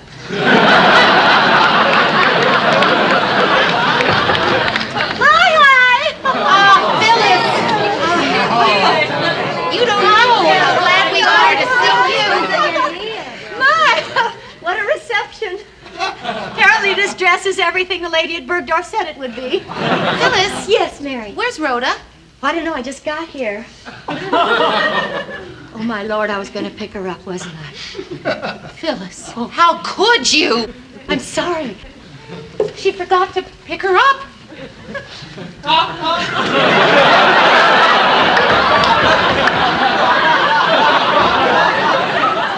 Ida, dear, you can't imagine how sorry I am, but it just completely slipped my mind.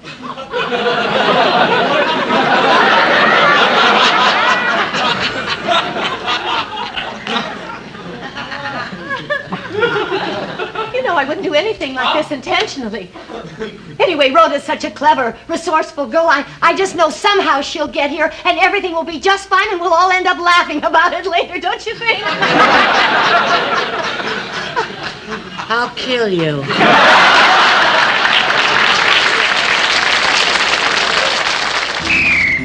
Taxi!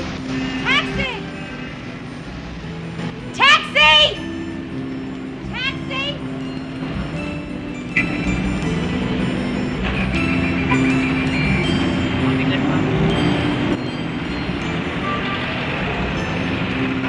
Hey, taxi!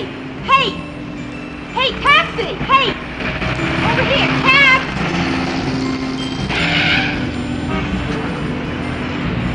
Hey, out of the street, sister!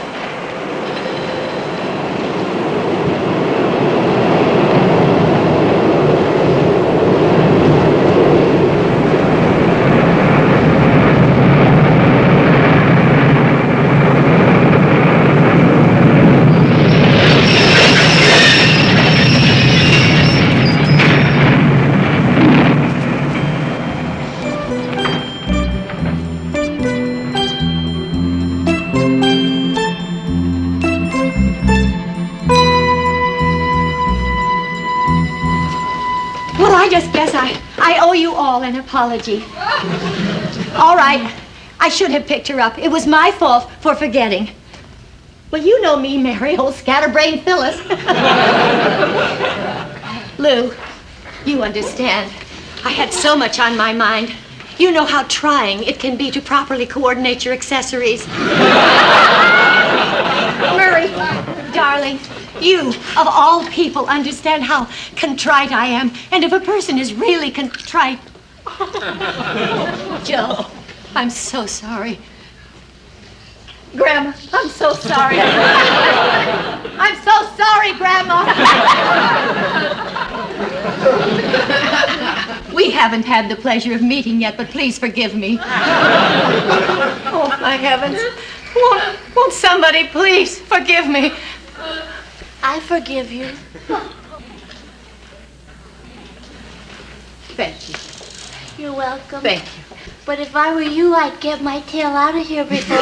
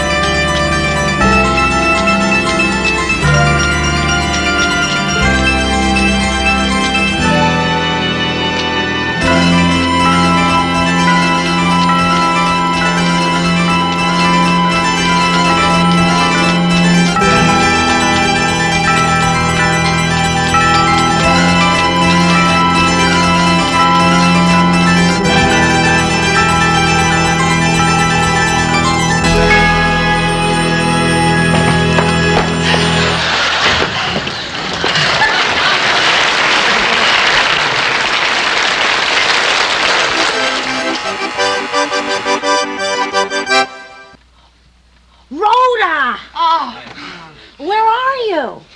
Oh, down in the lobby, of course. Where else? Oh, Rhoda, I'm so glad you're here. Mom was freaking. She was getting ready to have me stand in for you. Yeah, she's here. Hold on just a minute. Phyllis, Rhoda wants to talk to you. Real bad. Mary, why don't you talk to her? Phyllis won't come to the phone, Rhoda. Yeah, sure. What do you want me to tell her? Rhoda, I come from a small town in the Midwest. I can't say that. I'm from the Bronx. I can't. Go. Uh-huh. Sure. Rhoda. Never mind, Brenda. I'll tell Phyllis myself at the reception. Mary, you can't blame me. You know what she put me through? Well, you know, Phyllis, she was just... Don't defend her, I Mary. wouldn't do that. No. Do you believe I took the subway? The subway, Mary. There was this one weirdo tried to write graffiti on me. Well, listen here. The dress is shot. No, it's not. I'll never be able to wear it again. Listen, you look terrific. Oh, considering. Even not considering. You look great. How's Joe taking this? It's incredible. He's the calmest one up there. Oh, no. If he's calm, he's really bugged. It's like the drums stopping just before the Indians attack. Rhoda, are you... Well, I'm very optimistic about this whole thing. Pop, I'm all right. She's going to be just fine. Oh, sure. Listen, there's just a couple of last-minute details. The accordionist, he wants to know if you want him to play Because, The Wedding March, or Lady of Spain. Okay, listen, I'm going upstairs. Oh, all of a sudden, I'm jelly. I would think of food, right? Rhoda. I know, kid. I love you, too. Okay, just, buzz the thing when you're ready. Right. 1 if by elevator and 2 if by stairs. Okay. You know, honey, your mother and I were talking last night. Yeah. You know, the kind of conversation you have at 4 a.m. when your mother nudges me and says, Martin, is my crying making it hard for you to sleep? Well, we were a little emotional, what with you getting married and everything. Well, we felt frustrated, honey. I don't know, we were so anxious to let you know what our feelings were. Pop, you don't have to say a word. Well, so your mother decided it would solve everything if just before the ceremony, I said something terrific to you. Okay, go ahead. I don't have anything. I don't know, I was hoping at the last minute something would hit me, but it hasn't. Pop, listen, I know how you feel. You don't have to say anything, really. And it's sweet of you to be worrying about it. No, honey, I have to come up with something. It's a father's duty. Fathers. Fathers, you come home late from work. Kids are all asleep. You never get a chance to see them enough. By the time they're old enough to stay up late so you can see them, they don't want to stay home. And then comes the time when you can't stay up late enough to see them when they come home. So, Rhoda, I just want to say, it's good to see you. Come on, let's go. One lift by elevator.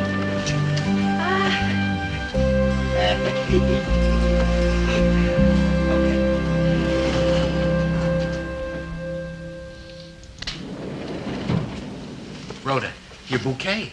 I left your bouquet in the icebox. You wait here, I'll get it. Okay.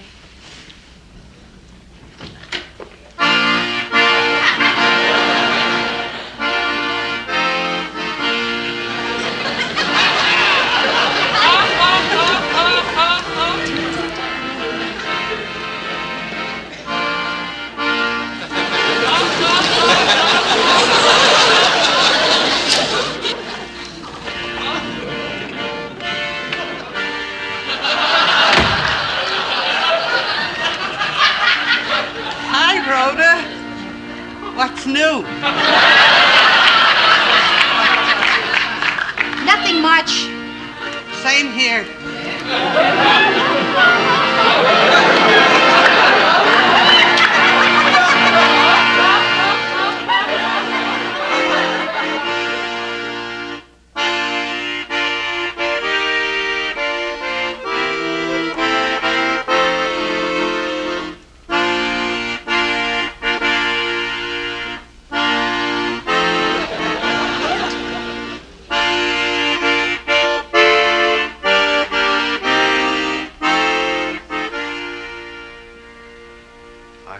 Hi. Don't smear my makeup. Family and guests. Rhoda and Joe have chosen to write their own wedding ceremony and marriage vows. What's wrong with the one God wrote?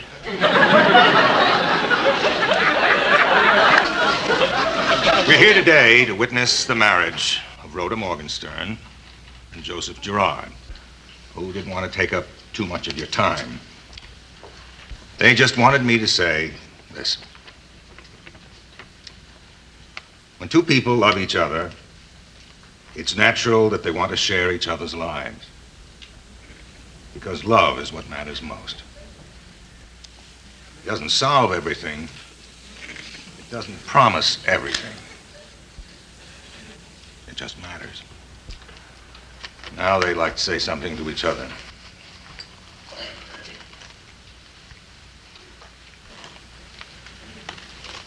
Rhoda, let me tell you, nobody in the world is happier than I am right now.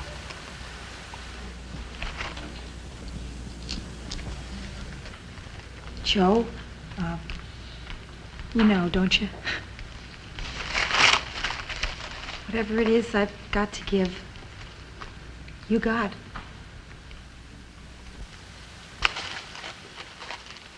Do you promise to stay together, to grow together, and to trust each other, as long as you both shall love? I do. I do.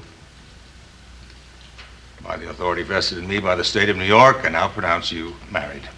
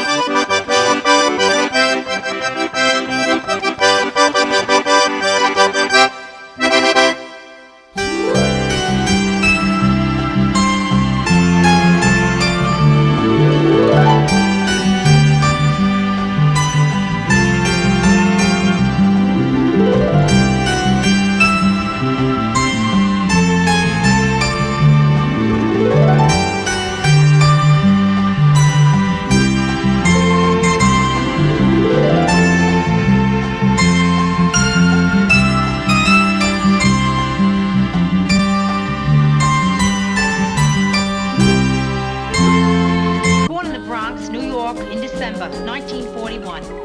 I've always felt responsible for World War II. The first thing I remember liking that liked me back was food. I had a bad puberty. It lasted 17 years. I'm a high school graduate. I went to art school. My entrance exam was on a book of matches.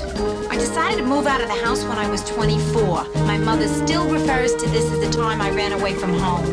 Eventually, I ran to Minneapolis, where it's cold, and I figured I'd keep better.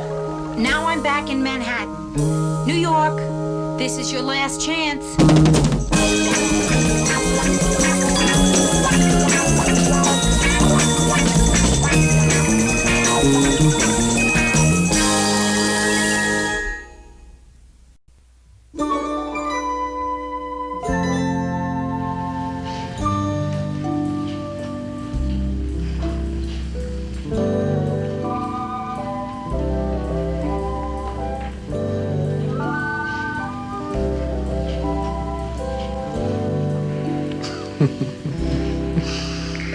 Hello. Hi. I didn't mean to wake you up. Oh, yes, you did. Yeah, I did. You didn't have to. Oh. I was already awake. Then how come your eyes were closed? I was just thinking back to all the nice things that happened. Like what? Oh, like about an hour ago. I remember it well. You know something, Joe? What? Here we are, one day married. Nothing's different. I mean, well, one thing's different. For the first time in my life, there's a stomach muscle that's relaxed. You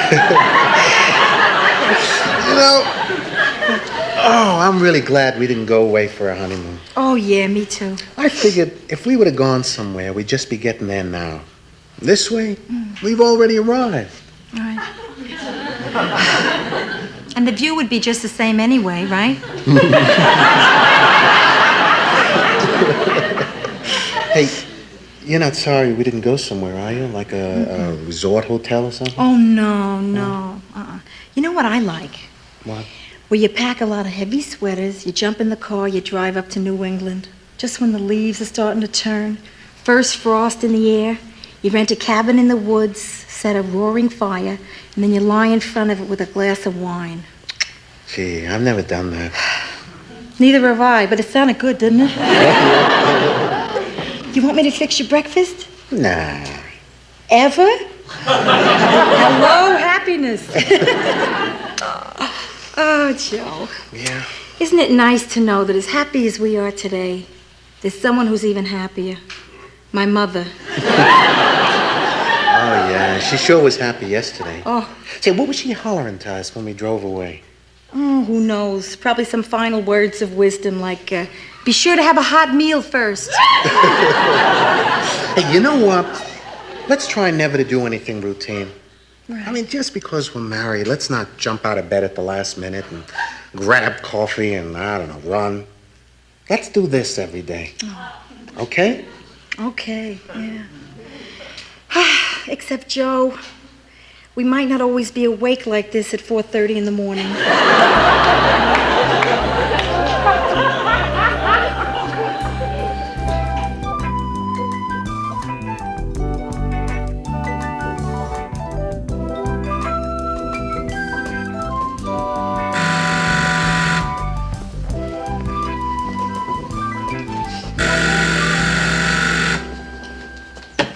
Yes, Carlton?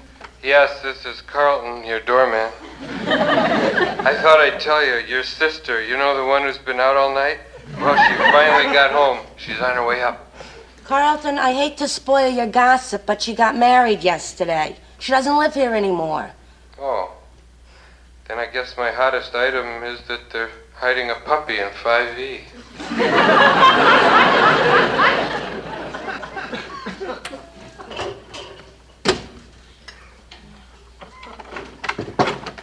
Hi, Brenda.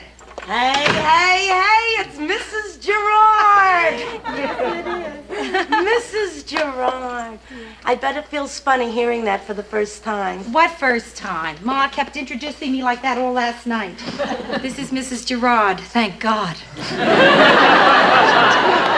Hey, what are you doing here so early the morning after your wedding? Even I'm exhausted.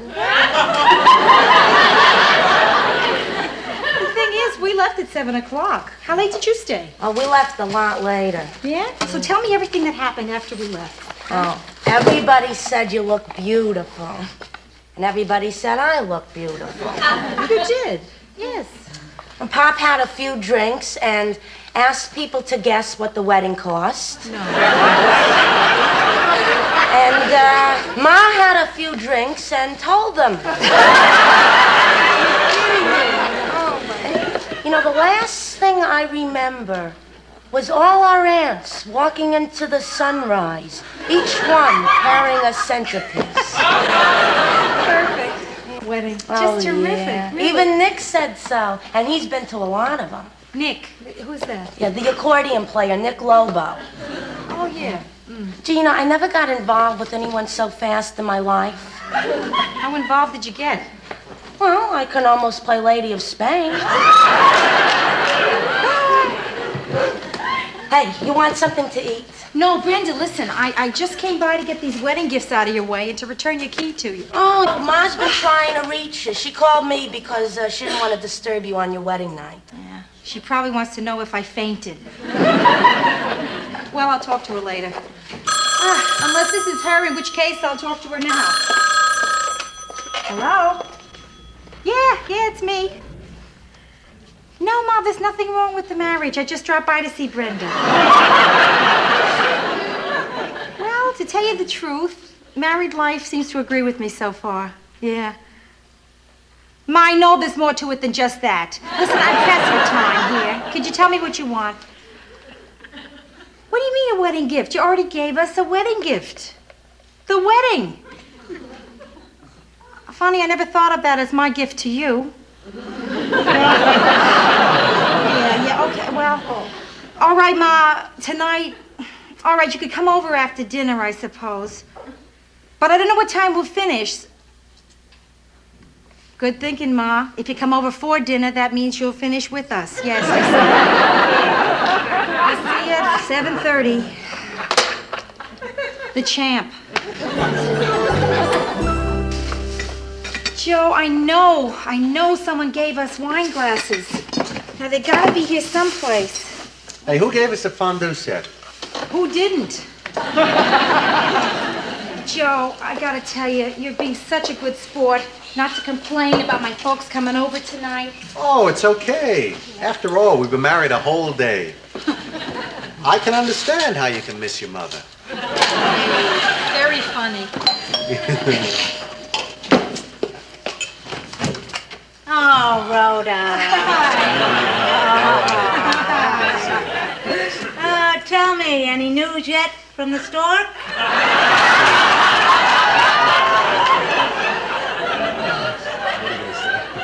Ma, there's only one heartbeat in here. Mine. Hi, Joe. I noticed when you came in, you just have Mr. Joe Gerard on the mailbox. You'll have to get some new cards. That also includes your front door. That's right. Later, Joe, she'll check the name tags on your underwear.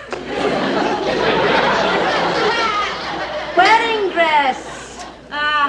Ma, are you sure you don't want me to get that bronzed? Hey, you know, it's great that you're both here. Yeah, well, I'm sure you mean that, Joe, and we'll get out of here as soon as we can. Oh, come on, please, sit down. Can I fix anybody a drink? Ida, what do you think? No, thanks. Dulls the taste buds. Ma, what we're having for dinner, you don't want taste buds. Yeah, well, what speciality did you make for your hubby's first dinner? Well, hubby was late. I got tied up, so I stopped at Chicken Dandy and got a barrel of assorted parts. Which parts? I got 2 of everything. Sounds like fun. We'll get some toothpicks, build our own chicken. I suppose you told Joe why we're here. Yeah, and Ida, it's sweet of you, but you really didn't have to get us a wedding gift. No, Joe, this is something we've been wanting to do for a long time. A very long time. An incredibly long time. You know, Rhoda probably doesn't know this, but when she was a little girl, ever since then, we've been putting a little something away each month to buy her a wedding gift. Yeah, if she'd gotten married at a normal time, she would have gotten just a nice, ordinary gift. But now... Now, wait, here comes the main event, ladies and gentlemen. We're going to see Rhoda and Joe. Something to both of you from both of us. Thank you. That That's is beautiful. so sweet, isn't it? That's Thank really you, nice. folks, Thank you. honestly. Just what I wanted. Not a fondue set. Come on, open it up. The top comes off, honey. I can't get it. There we go. That's your honeymoon. Hey, Joe, look. 2 tickets for a cruise. 10 days to the Caribbean. Yeah, 5 days each way. You know, that's what we did on our first anniversary. Tell me, what do you think about it, huh? The cruise, Ma? I think it's the loveliest thought. We both appreciate it, right, Joe? yeah. We Beautiful. really do, thank you. But I gotta be honest, we were planning sort of a different kind of honeymoon. One where we could just be alone. You know, the 2 of us. Well, I mean, what better place to be alone? On an ocean. You don't even have to come out of your cabin. Yeah, I guess maybe. No, it sounds great, babe. Yeah? Yeah, moonlit nights at sea. You know, fresh air, sunshine. Oh, listen, Rhoda, you're going to love this cruise. As a matter of fact, we loved it so much we took it again last year on our 35th anniversary. That's right. You are going to have a ball. I mean, the food is simply great. Oh, well, that's wonderful. Yeah, and the people are wonderful. I mean, they're really wonderful people. Well, that's great. Real hip people. Just like us.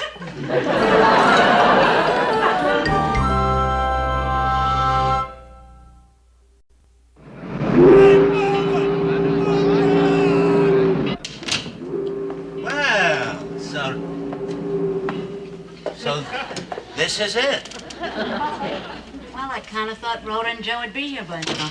No, if they were here, we would see them. See, I hope the kids are going to like it, Ida. Oh, listen, they're in love. They'll like anything. Look who's here, Brenda.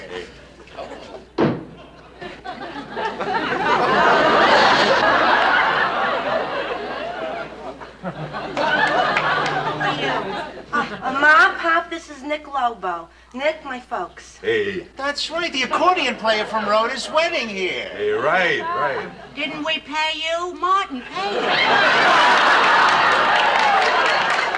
Ma, he's my date.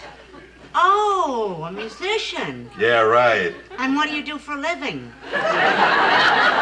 When's Rhoda getting here? Well, any minute now. Yeah. What do you think, huh? Yeah, what do you think? Do you think she'll be disappointed, Brenda? I mean, maybe she was expecting more, huh? Well, there's an easy way to find out. Whenever she's trying to hide something, she always covers her mouth and talks through her hand. It's a nervous thing she does. Everybody in our family has a nervous thing they do. Hey, don't worry about it, Mama. She'll like it.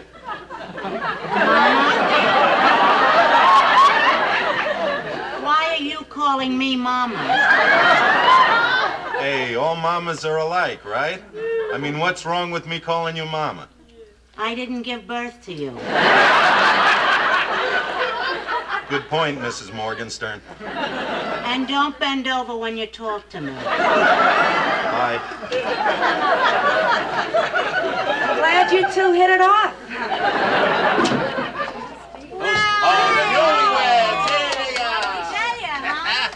What do you think? Isn't there something, huh? Something wonderful. Nice. Yeah, it's absolutely wonderful. Did you catch it, Ma? Okay. Listen. It may seem a little small now, but when we leave, it gets larger. Listen, relax. Don't you worry. A honeymoon doesn't take up that much room. Hey, son of a gun, you're going on your honeymoon, hey? Hey. Who are you? Hey, Joe, that's Nick. Nick Lobo from the wedding. He's the accordion player. Right. Oh, yeah. You were very nimble. Hey, yeah, you must have been watching my left hand, huh? I'm watching it right now.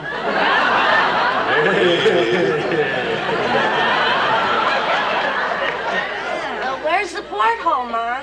There's no porthole? Who needs a porthole? Yeah, especially below the waterline. What? Listen, let's open the champagne. Yes. What do you say? Yeah, why don't you do that? Joe and I are just going to step in here for a minute. That way the cork will have room to come out.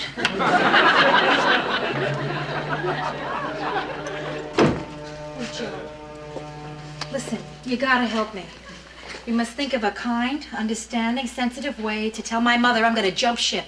Hey, we're gonna make it.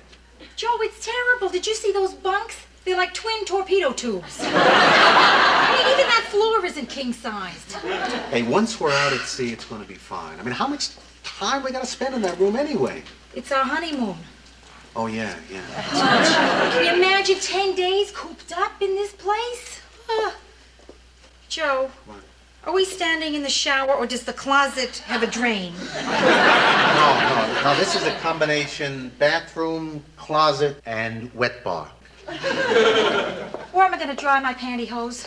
I'll have to run them up with the flag. Come on, you two. The champagne is getting warm. Hey, come on. We're gonna have a great trip. Oh, Joe, you're so good. Maybe we can get together again after the honeymoon. Well, let's grab a glass and have a drink here. Oh, thank you. That's it. Come on, everybody. All right? Here's a toast. Here's to a great cruise. Right. Huh? There you are. Right. And it's going to be a wonderful, wonderful party. Right. Mama?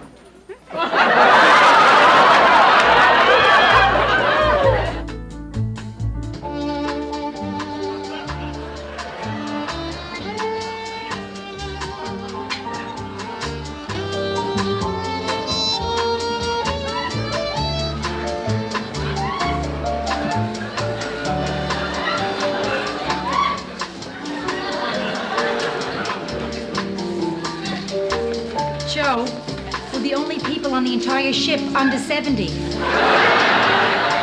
Yeah, it's like Sun City with life preservers. Hey, Joe, look. What? The ocean. I knew it was out there someplace. Hey, what do you say, kid? You want to shake a leg, huh? Yeah, maybe it'll bring my circulation back. It won't be so bad if we just use the cabin to sleep in. Yeah, okay. Tonight'll be your turn. It's a great way to start a marriage. After 10 nights in there won't be anything we don't know about each other. This is true. Okay, ladies and gentlemen, it's time to change partners. May I have this dance? Oh, yeah, certainly. I'll try to bring her back in good condition. I'd appreciate that. I just got her. I guess it's just you and me, partner. Joe, you behave yourself here. Now, you let me know when you get tired. By the way, my name is Fosner. Hi, I'm Rhoda Morgenstern. Rhoda Gerard. Just an old reflex. Oh. You play shuffleboard? No, I don't. Oh, that's all right. I'll teach you. Tomorrow afternoon, right after your nap. Nap. Fine, I'll be sure to set the alarm.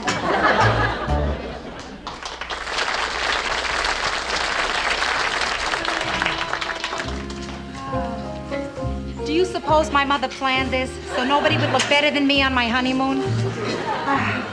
What do you say we sit this one out, huh? Yeah, I want to save a little something for shuffleboard. Table 14. Yeah. Oh, there it is, Joe. Oh.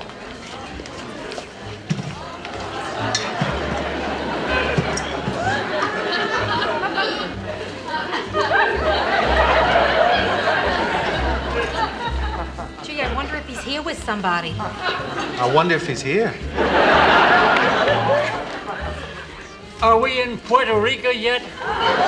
No, afraid not.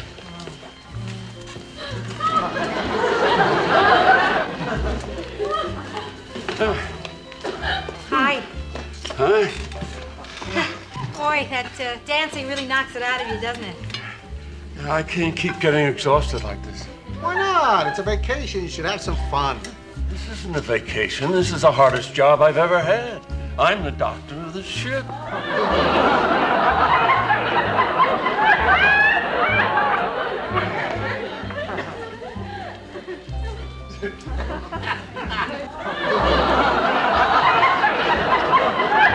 He seems to be okay. When I see somebody sleeping around here, I take their post. It's okay, a little slow, but he's still sleeping. Attention, Dr. Derwin. Dr. Derwin, you're wanted on D-Deck Cabin 3 and A-Deck Cabin 6, and could you please hurry? I ought to paint a red cross on the side of this tug.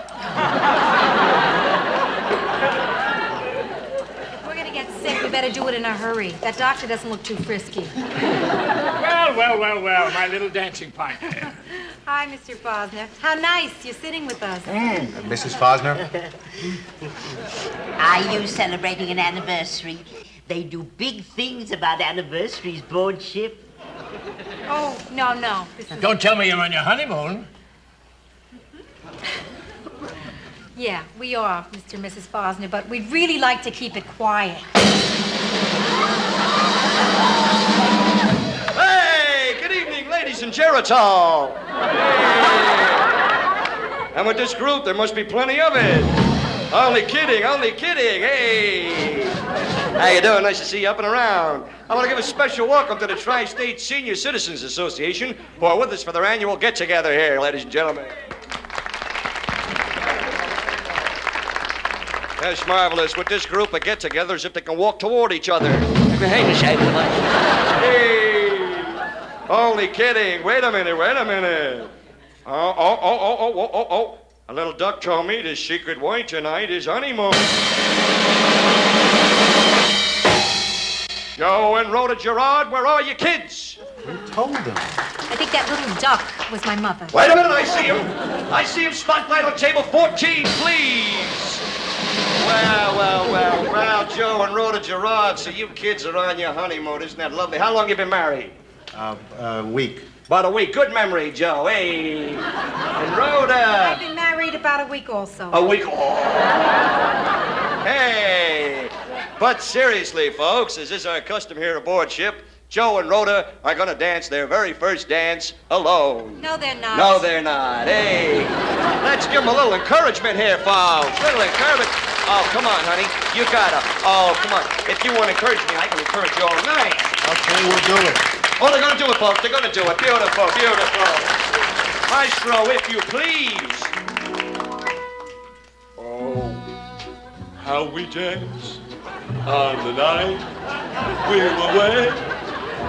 I needed a wife like a hole in my head. Boy, this is gonna be some trip. He touched me. Why don't you just waltz me slowly toward the exit? Good idea.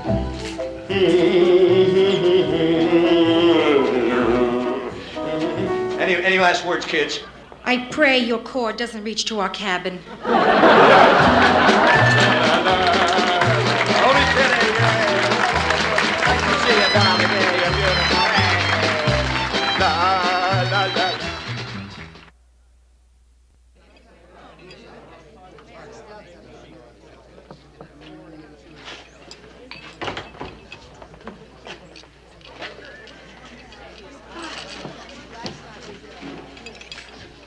Can you believe the first stop on a Caribbean cruise is Baltimore?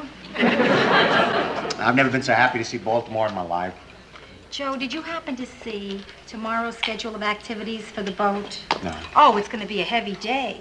They're having a polygrip seminar. And then, later, an amateur limbo contest. Yes, that ought to keep that doctor busy.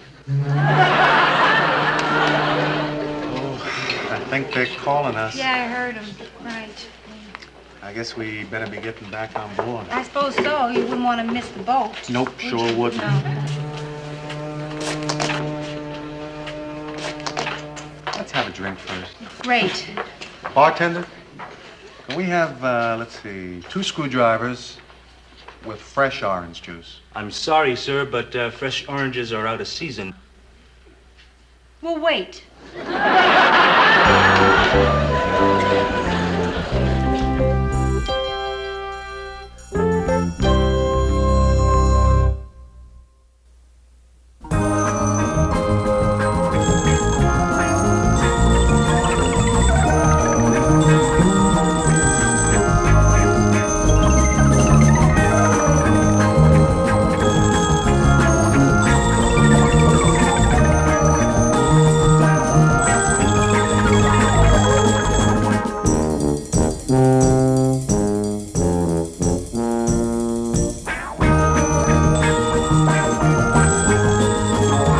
In December 1941.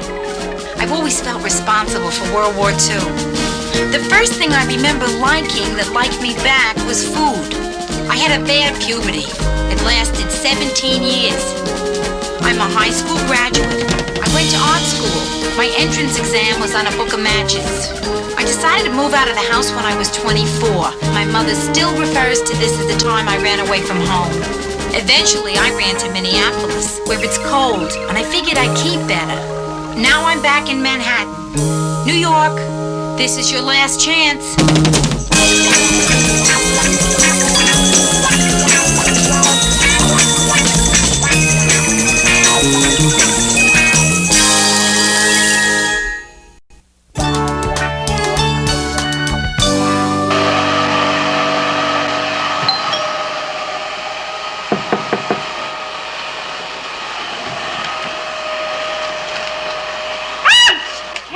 Don't shoot. I'm not a burglar. If you're not a burglar, what right have you got to break in like that? I'm Jill. I'm a friend of Joe's. Look, I'm sorry I scared you. Scared me? I'm a New Yorker. I'm scared of everything. Who'd you get a key? Same place you did. Joe gave it to me. Well, Joe didn't give me a key. Then how'd you get in here? I married my way in. I'm Rhoda Morgenstern Gerard, which replaces Jean-Pierre Romand as my favorite name to say. Well, what do you know? So Joe got married. Yeah, he did. Why? You surprised? Yeah. Oh, yeah, why is that? Well, you're not exactly the kind of girl I expected Joe to marry. Oh, who'd you expect? Me. Well, listen, how long did you two, go together? Well, 3 months, till I moved to San Francisco. You mean he gave you a key after only 3 months? Well, actually, it was 1 month, and then the key. Excuse me, when was this? Last summer. Oh, well, the summer. Well, listen, I mean, as long as you're married and everything, there's really no point in my sticking around here, so why don't I just get my stuff and split, huh? No, wait, listen. Why don't you stick around, Jill? I mean, have a drink. Joe will be home soon. What, are you kidding? I mean, why would you want one of Joe's ex-girlfriends to stick around? I was just trying to be sophisticated. To tell you the truth, I didn't feel so hot. But look, Jill, we are both grown-ups. I happen to be a couple years more grown-up than you. But, please stay, huh? Yeah, well, I wouldn't mind a drink. Okay, good. What do you want? I'd love a vodka on the rocks. Okay, vodka. Oh, boy. I'm sorry, Jill. We seem to be out of vodka. That's impossible.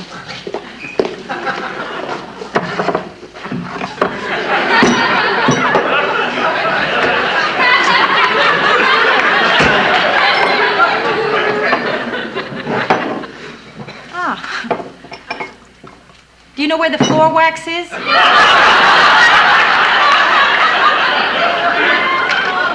No. I do. Congratulations. Oh, boy, it's a good thing I stuck around. You know, I would have forgotten my painting. Oh, that painting is yours? Yeah. Oh. How about the fish? That's Joe's. Joe's? Too bad. Hi, honey. I'm home. Or in this case, hi, honeys. I'm home. Hi, Joe. Surprise. Jill. Jill. Hi. Hi, Jill. Hiya, Joe.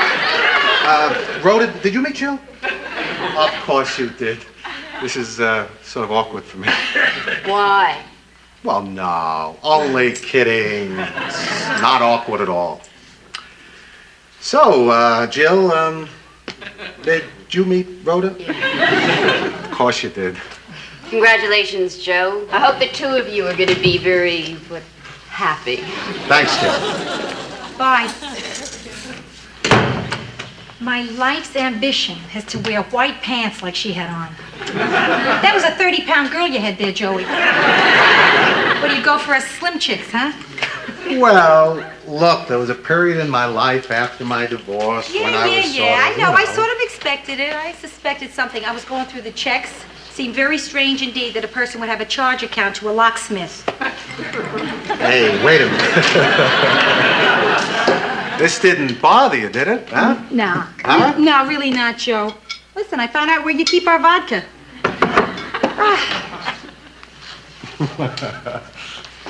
Joe, ever think about moving to a bigger place? Oh, come on. You're just bothered by an old girlfriend there. No, I'm not. I swear, that's not just it. I mean, it does bother me a little, I'll admit it. Because actually, this place, I don't know, doesn't feel like our place. It feels like your place. A little like her place. Rhoda, look, aside from the fact that we didn't move here yesterday together, what is wrong with this place? Okay, all right. There's no bedroom. We have a bedroom, we just don't have any walls around it. Joe, all my life I wanted a separate bedroom. Really. I mean, the last time I had a room of my own was when I was in an incubator. Rhoda, you have to be realistic. I mean to say, it's tough enough to get a good apartment. If we ever did find one, it would cost twice as much as this place costs. But what if I can find it, huh? Why don't I just tell Brenda, a couple of other people, to keep their eyes open for us, okay? What do you say? Well, it would have to be a fantastic place to get me to move out of here. Joe, why should I have any trouble finding us a fantastic place? You simply open the paper and turn to fantastic. Well, look, we can't afford it much more than we're paying right now, you know. Here we have it, Joe. Fantastic and cheap. Huh? Fantastic and cheap 3 bedrooms. Fantastic and cheap 4 bedrooms. Fantastic and cheap 5 girls. What? Oops. That's a massage parlor. Fantastic and cheap 12 bedroom.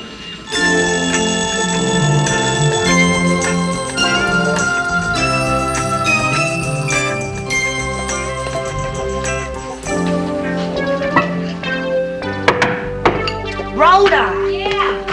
I thought you'd never get here. My lunch hour is almost over. I'm sorry, Bryn. Ro, I got great news. Yeah. 9E is available. 9E is available. What is that, an apartment? Here in this building. Brenda, that's great. What's it like? I hear it's got a huge living room, oak floors, a fantastic bedroom, a fireplace, a sunken tub, a terrace with a view of the city. It's terrific. Great. When are Hugh Hefner and the bunnies moving out? Are you kidding, Bryn? I mean, we can't afford anything like that. $310. How come there's no sign out in front? Nobody knows about it. Carlton tipped me off. Wait. Was he drinking at the time? Yeah. Then it must be true. That was really sweet of Carlton to tell you. Oh, not so sweet. He wants a bribe. Oh. But, Ro, you gotta take this apartment. Easy now, Brent, wait. I gotta see it first, right? Then I gotta show it to Joe. Then Joe will want me to look at other places. But, Ro, there's no time. Tomorrow the for rent signs go out. It's gonna look like a land rush around here. Okay, yeah. All right, we better look at it right away. Oh, Ro, it would be so great to have you living here. I've really been down in the dumps since you moved out. I could tell. I saw the empty ding-dong cartons in your garbage. Hello? Hello, this is Carlton, your doorman. Carlton, this is Brenda. And this is Carlton. Right. Carlton, listen, my sister's interested in 9E. Oh, is she, gonna take care of me? Okay, Carlton, how much you want? How much you got? Come on, name a figure. $27,000. Too high, huh? Carlton, listen. How much do you want just to show me 9E? Will you buy me a bottle? No, but I'll give you $1. Oh, good. Then I can buy 2 bottles.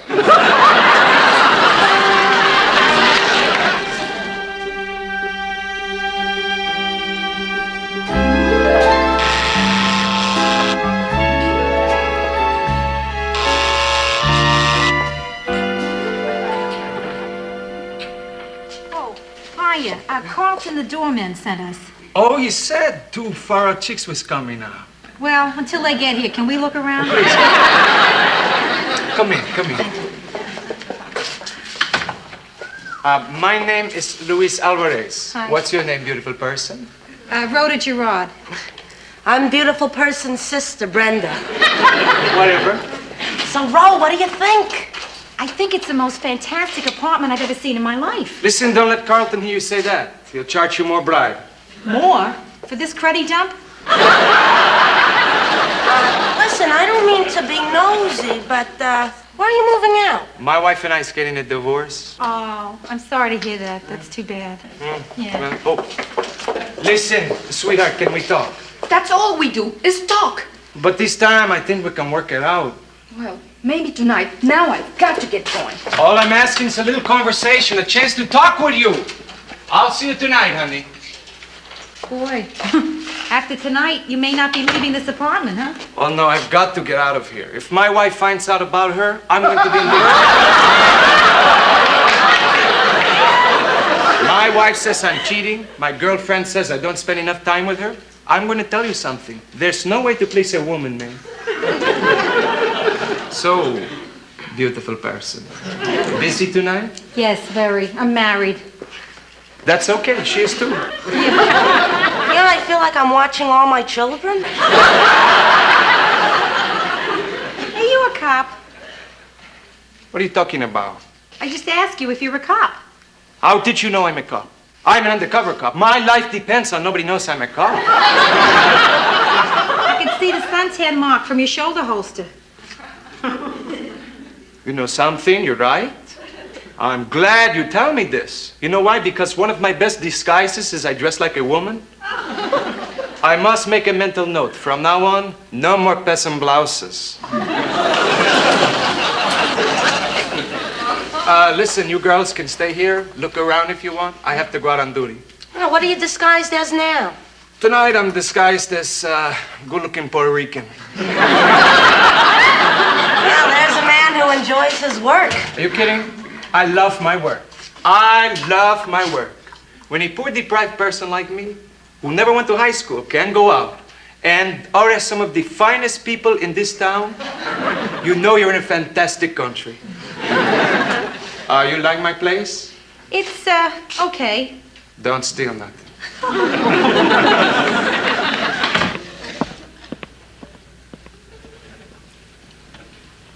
It's incredible. I love this place. Did you see that terrace in there? Oh, the bedroom. Beams, Ro. Oh, There's beams. I know. I'm going on the. I love it. I love this place. Ro, you gotta take this apartment. I've never seen anything like it. It's gorgeous. I know. I love it. I just love it. But Joe's got to love it too. I'll make him love it. I'm going to call him right now and tell him about it. Ro, can I listen on the extension? So I want to hear how happy he'll be when you tell him about it. York Wrecking Company, yeah. Hello, Joe. It's me. Oh, hi, babe. Yeah. Listen, I got something to tell you. Listen, can I wait till tonight? I'm just on my way out to a job. Or maybe it could wait, but I can't. It's such good news, Joe. I found us a fantastic apartment. It's in Brenda's building on the top floor. It's incredible. It has a separate bedroom, a fireplace. Tell him about the terrace. Don't forget. Yeah, the terrace, a terrace. Joe, we can barbecue out there. Barbecue in New York? You'd have to keep vacuuming the meat. Ro, tell him how cheap it is. Oh, and the best of all, Joe, $310 a month. Do you believe that? Hey, babe, it sounds nice, except for one thing. I don't think it's such a good idea to live that close to your sister. We won't have any privacy. She'll always be dropping in, you know. Listen, you don't mean that. I know you don't No, mean that. no, listen, I mean it. Now, look, I gotta get to work. We'll talk about it later, all right? Okay. Bye. Brenda, I'm so sorry. Listen, you know that Joe didn't mean it the way it sounded. I mean, you know Joe. You know what he means. Yeah, he means he doesn't want to be around me. No, I'm sure that's not what he meant. Ro, He meant to say look, do me a favor, please. Let's not talk about it again, Brenda, okay? listen. Because I understand exactly how Joe feels. You do? How does he feel? He feels like he doesn't want to live near me. And I can understand it. Because sometimes I feel that way about myself. Oh, Brenda, listen.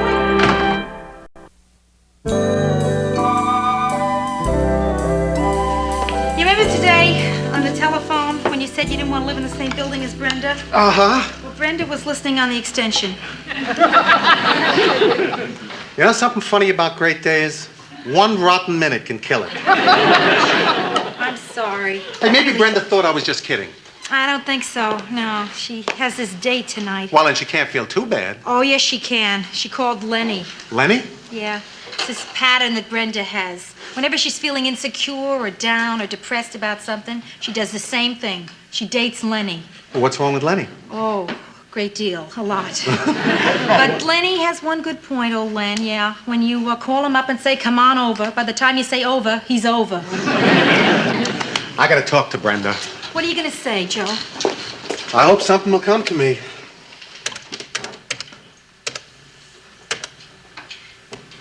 Nothing's coming. I better go see him.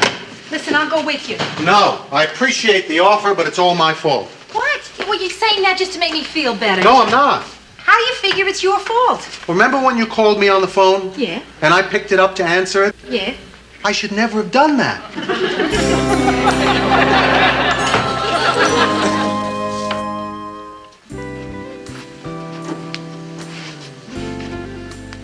Boy, Brenda, you're the most fantastic girl I know. You really are one great chick. Yeah. Convince me. Why am I so great? Why? Because your toes are great. But what else? What's good about me besides my toes? Well, you're smart. You really help me with my problems. Yeah, except you still haven't passed your CPA exam. I mean, how long can it go on? Every 6 months, you take that test and fail. I know. I've taken that test so many times they gave me a parking space. Look, next time you'll pass the test, I'm sure. Sure I will. I'm really gonna study this time. Well, good. When's the test? Tomorrow morning. Tomorrow morning? Shouldn't you be studying now? Maybe I should, but I'd rather be with you. You really think I'm terrific, don't you? Of course I do. You are terrific. You're weird, Lenny. Would you? I get it myself, but I don't want to walk on these great toes.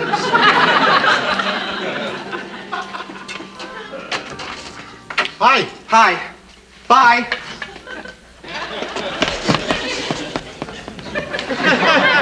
What's wrong with him? He's shy. Oh, Brenda. But he likes me. Lenny likes me. So, Joe, what can I do for you? Well, Brenda, I understand you heard what I said on the phone today, and I want to explain what I meant. Oh, please, Joe. It's okay. I don't need you feeling sorry for me. Hey, I don't feel sorry for you. I feel sorry for me. Huh? Yeah, you know what it is to find out you've hurt somebody you really care about? No. It's nothing personal, Brenda. It's just, well, it's not good for newlyweds to be too near family. Hello? This is Carlton, the doorman, calling. What is it, Carlton? It's about 9E. If you want it, you gotta decide fast. The super's on his way to get a for rent sign painted now, and there's already another couple ready to take it.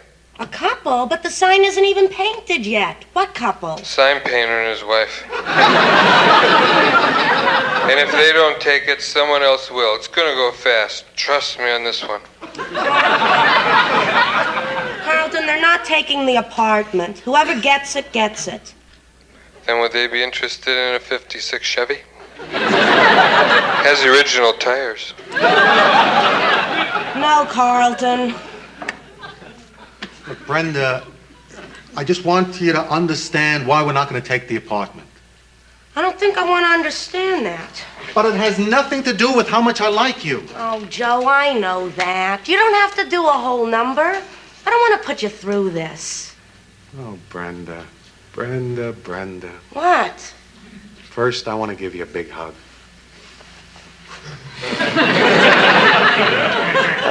What's this hug for? Because I love you. Wow. Then you're going to take the apartment? No. No, even though it sounds great. Listen, Brenda, you got to understand. Rhoda would be running down to your place every time she had a problem. You'd be up at our place every time you had a problem. You know what I mean, don't you? Yeah, I do. And I think you're being real honest with me, and I appreciate it. And if we can be this honest with each other, then why not live here? What do you mean? Well, Joe, you know, if you ever feel like I'm bugging you, you can just tell me to get out. I can be that honest with you? Sure. I'm not that thin-skinned. Okay. Okay? Does that mean okay? Yeah, we're gonna take the apartment.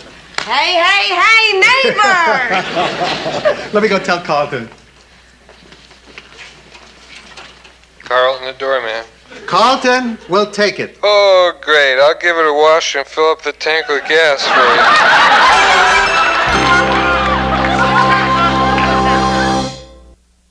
Wait till you see it, Joe. You're gonna love it. Oh, yeah, it's really gorgeous. I can't wait. It sounds so perfect. Let's go in. Yeah.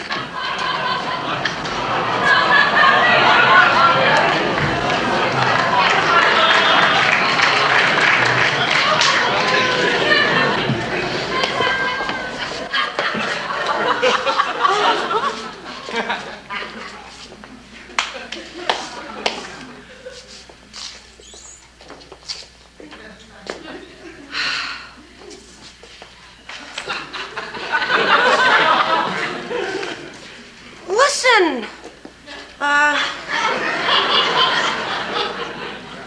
a few plants should do wonders.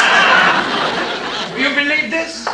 Have you ever seen anything like this? Hey, what happened here? My wife, Hurricane Shirley. I come home this morning, I find it like this. She said she's going to come up, take a few things out. She takes my fireplace. Few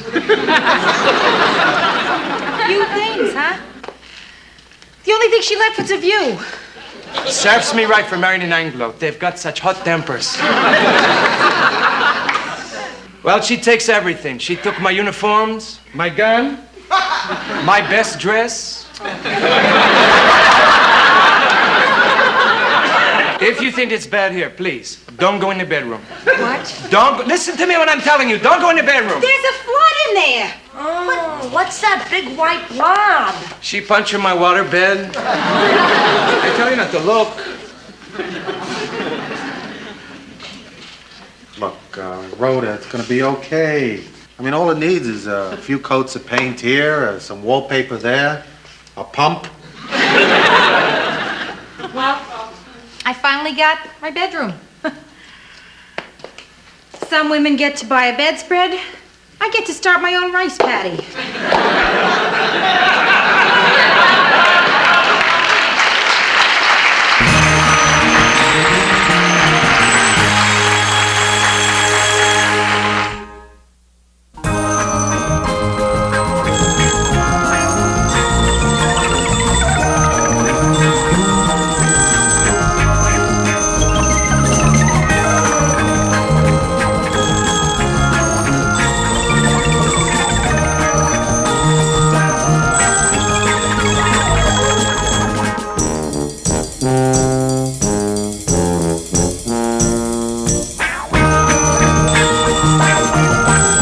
December 1941.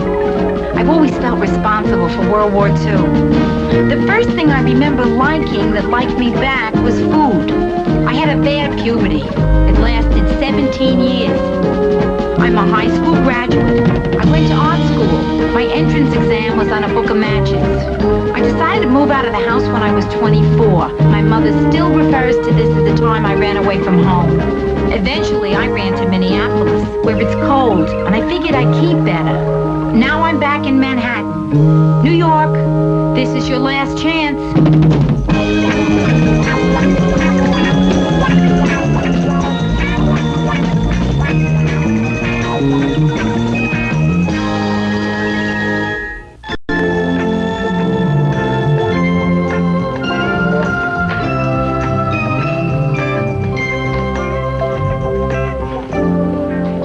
Johnny, you want something else to eat? No, thanks. I'm full. Are you sure? I mean, you better get it while you can. You get back to your mom, she's not going to let you have all this rotten junk food. Hey, Donnie, why don't you go in and brush your teeth? We'll finish up packing and leave, okay? But I brushed them before, Dad. Yeah, well, you should also brush them after you eat. Okay.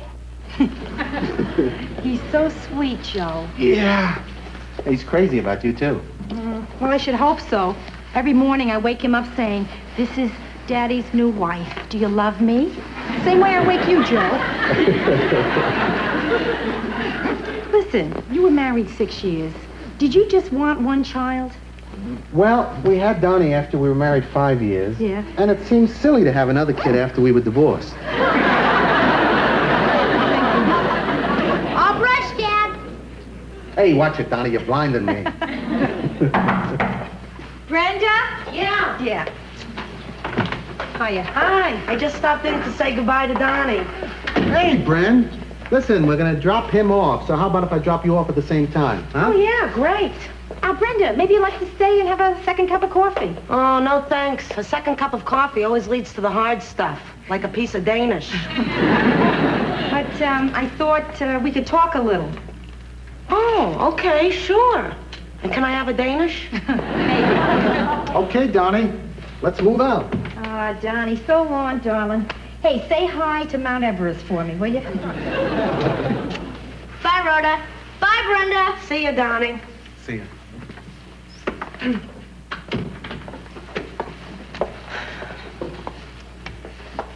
So, what's on your mind, Ro? I'm 2 weeks late. For what?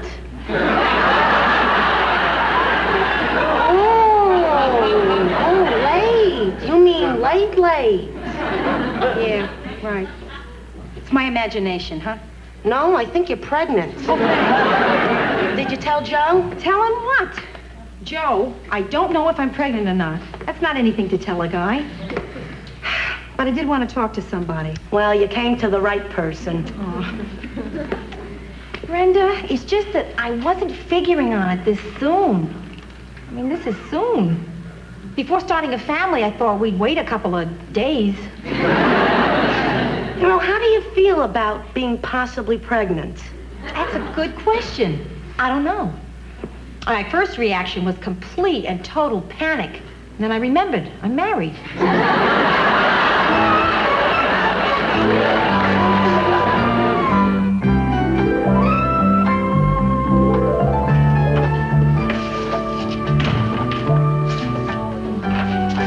hi, Joe. Hiya, May. Any messages? Mm-hmm. Two, they're on your desk. My wife called? Which one? Look, May, to avoid confusion, I have one wife and one ex-wife. So if I want to know if my wife called, I'll say, did my wife call? If I want to know if my ex-wife called, I'll say, did my ex-wife call, okay? Okay. Neither one called. You want me to order up some lunch, Joe? Oh, no, thanks. No lunch? Nah. Joe, it's very obvious that something is bothering you. Yeah, I guess so. Well, I hope you don't hold it against me if I don't ask you what's wrong. Okay, I will tell you what is wrong. Hold it. This is the very reason I didn't want to get involved. I just stopped smoking. But when I get nervous or involved with people's problems, I can't stop, you know? Then, May, don't smoke. It's too late now. Or remove me if you like my cigarette. Hey, May, you know, I hate to see you start again. Don't worry about it. I can quit any time. I quit yesterday. I quit today. And I'll probably quit tomorrow. What's bugging you, Joe? Well, you know what it is. You're the bookkeeper. Things are real slow around here, and, well, I'm worried about that bid I submitted, that demolition job on 28th Street. Is that it? Well, I'm so glad you talked to me. I knew I'd cheer you up. Think positive, you'll get the job. But that's what I'm afraid of. I bid too low. I get that job, I'm going to lose my shirt. Well, why'd you bid so low? Because we need the work. Oh, Joe, I'm sure you've been through rough times like this before, haven't you? Yeah, I guess I have. And I'm sure you didn't think you'd find a solution, right? Hey, that's right. But you did, didn't you? Hey, I sure did. Thanks, May. Of course, you didn't have a new wife to worry about, or a brand new apartment to pay for, or all that furniture. And wait till you get a load of that bill, the bills that came in today. Whew. Look, May, hold it. Now, remind me never to tell you my problems. Well, if you don't tell them to me, Joe, who are you going to tell them to? Well, how about my wife? You mean you tell her stuff like this? Sure. Oh, that's terrific. Modern couples telling each other everything, huh? I tell you, my husband never told me a thing. Though I wish he had. Because now that he's dead, I'll never know why he left so much money to his secretary.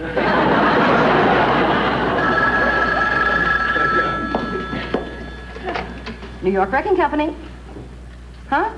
Oh, sure, yeah, I'll tell him. Okay, bye. I got bad news, Joe. What? You got the job. It's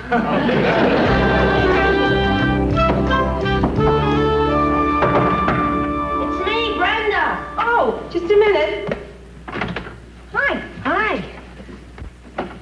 Well, any news yet? Brenda, don't refer to it as news. I mean, I get the feeling that Walter Cronkite closed with Rhoda is still late, and that's the way it is. Well, don't be too concerned. I asked some of my top girlfriends, and they said being nervous can make you late. Yeah? Yeah, so you're nervous about anything? I am. I'm a little nervous about being late. Did you mention anything to Joe yet? Brenda, this is not the type of thing to mention.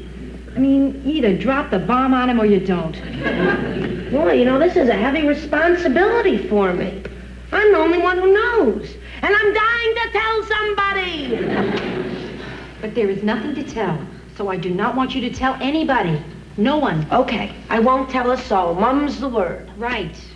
And Mum includes Mom. All I would need is for her to hear. It'd be the first time in history anybody ever sent out pregnancy announcements. Ro, don't worry about a thing. As of this moment, I'm putting it out of my mind. Well, I see you've made a strawberry cheesecake. Not bad for a first try, huh? No, it really looks great. How'd you make it? You think I'm going to give away my secrets? This secret isn't yours. It's Sara Lee's. All you did was thaw this out and stick some strawberries on top. It was easy. It was not. First I had to scrape off all the pineapple. Bro, you know, I still can't get over the fact that you're a married woman. Not to mention the unmentionable. Good. You know what I mean? Sure I do, Brenda. Listen, sometimes I don't remember I'm married. Hiya, babe. Hi, Joe. Hiya, Bren. Hi, Joe. Well, I guess I'll be hitting the old stairs. Hey, what's the rush? Oh, well, you know our agreement. Just because we live in the same building, I wasn't going to keep popping in on you. Right, and I said that if I wanted you to leave, I would tell you. You don't have to tell me. I'm going. But I want you to stay. Well, not tonight, when you two have so much to talk about.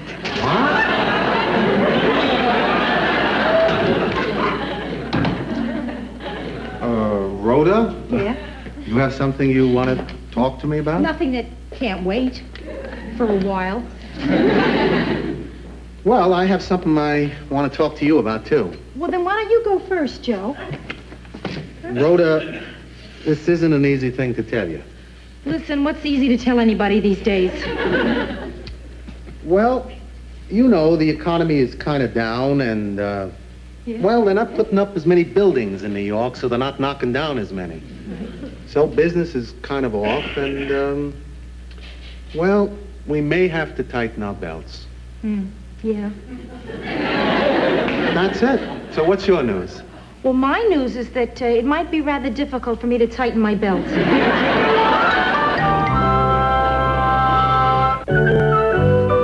Hi, Joe. Rhoda, good morning. What are you doing up? I was going to let you sleep. No, I didn't want you to have breakfast without me before you went to work. Great. What would you like to eat? Nothing. I will have some black coffee, though. Okay. Hey, you know, I think it's great that we haven't been spending a lot of time talking about whether or not you're pregnant. Yeah. Spending a lot of time discussing something that may or may not happen would be ridiculous. I haven't even been thinking about it. I haven't even been thinking about it. At all. Except for now. No. Even now, I'm not thinking about it. Me either.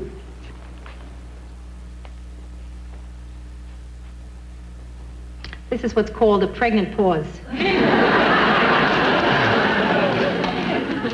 Rhoda, how do you think it happened? I think like they taught us in biology. If it happened, if. Yeah, but weren't you on the pill? Oh, yeah, I was, Joe, but I might have made a mistake. After we got back from the honeymoon cruise, I noticed I had one extra birth control pill, but I was short one seasickness pill. Well, at least we know you're not seasick. Joe, listen, if, and I'm saying if, you hear that? If it turns out that I'm pregnant, how would you feel about it? Well, you don't know if you are. I know, but if I were, if I were.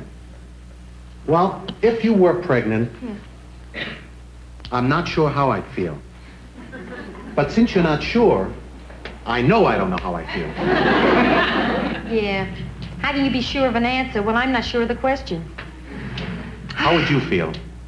Concern mainly. And then I'd wonder how good a mother I'd be. I mean, I always remember my mother saying, Rhoda, I am not going to make the same mistakes with my daughter that my mother made with me. You know, everybody who ever has a kid says that, and then everybody always makes the same mistakes. I mean, Joe, I'm sitting here, I'm not even sure if I'm pregnant, and I want her home by 11 o'clock.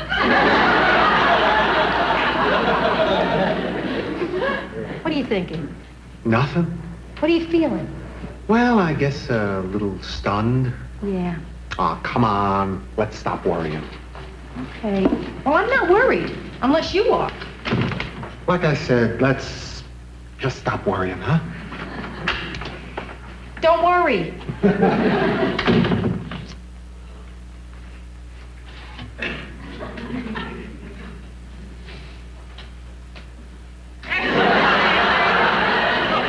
Cool.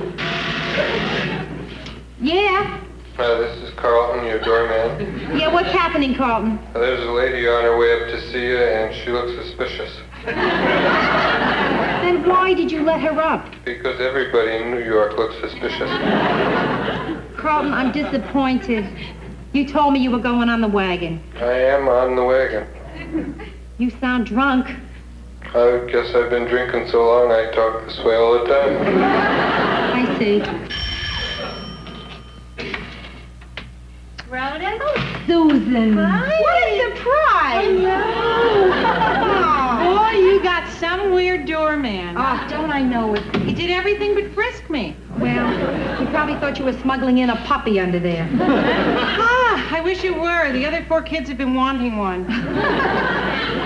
Susan, you're looking wonderful. Rhoda. Yes, you are. Listen, I think it's true what they say about pregnant women, having that special glow. That special glow is something that pregnant women made up, so they'd feel better about looking like this. Yeah, I'm okay. Okay. Hey, how about a cup of coffee? Oh, I'd love it. You want a piece of cake? Yeah. You're not on a diet, huh? No, I used to do that, but no more. From now on, they eat what I eat. Hey, Rhoda, I brought you a shower present. Oh, Susan, what for? Well, I felt so dumb bringing you diapers for your bridal shower. So I thought I'd get you something good for a new bride. Oh, you didn't have to do that. Go ahead, open it. All right. Rhoda, this is some terrific apartment. Yeah, I know. But, of course, we don't have all the stuff we want yet. What are you waiting for? The economy to get better. This is beautiful. You really like it? Oh, it's to pieces. Yeah, it's gorgeous. But, frankly, I might have more use for those diapers than I do for this. Rhoda, how wonderful. I'm always so excited to hear that from somebody else. But I might not be. Even better. Listen, Rhoda, if it happens you need anything in the way of baby stuff, I'll give it to you. Oh. In fact, if it turns out that you're not pregnant, I'll give you a kid. Thanks, Susan. Thanks. Hey, you know something? It's very easy to find out if you are. I have a doctor's appointment this morning. Why don't you come along? I can't do that. I'd need an appointment. Don't worry. He'll take you, because if he doesn't, I pull my business.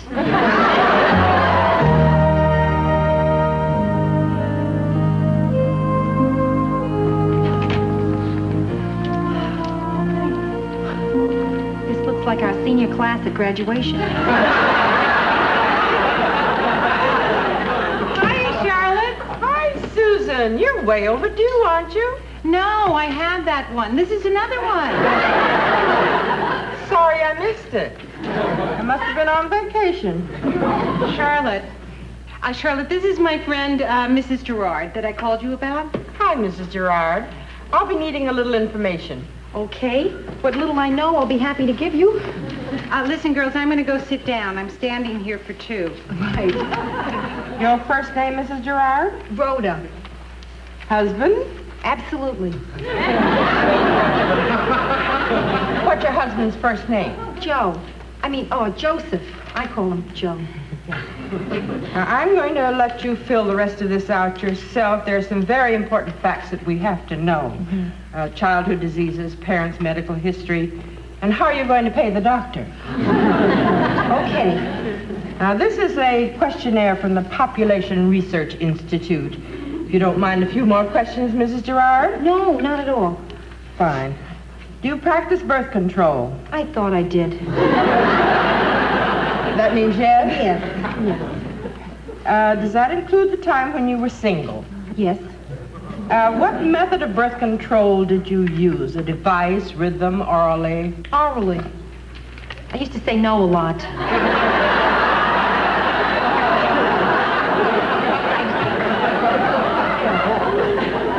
If you discovered that you couldn't have a child, would you be willing to adopt one? Oh, yes, I would. Would you consider adopting a minority child? Yes, sure. Which minority would you prefer? Jewish. I'm sorry, I was just joking. I was kidding. I do that when I'm nervous. Any minority is fine. Yeah. Fine. Thank you very much. That'll be all. Now, if you'll take that to room 4 and disrobe, the doctor will be with you in just a moment. Okay. Thank you.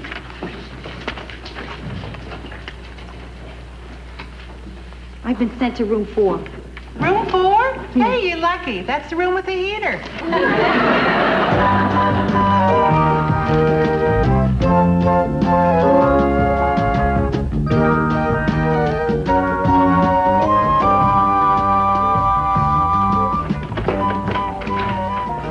Joe. Hey, babe. Hi. What are you doing home at 1 o'clock in the afternoon? Oh, I don't know. I just came home to have a special little lunch with you. That's sweet. Joe, that's so gorgeous. Well, it ought to be. It's page 27 of Bride magazine. I love it. What if I didn't come home? Oh, well, I was going to give you 10 more minutes, and then I was going to invite Carlton up for a glass of wine. For Carlton, you wouldn't need a glass. So, would you like to eat? Yeah, Joe, are you in a big hurry? Oh, no, I got lots of time. Oh, good. Why don't we sip a glass of wine first? That's a great idea. Oh, boy, this feels funny. What? Oh, pouring wine for a beautiful woman on a weekday at 1 o'clock in the afternoon. It's like we're having an affair. Yeah, it's terrific, huh? And we don't have to worry about my husband walking in on us.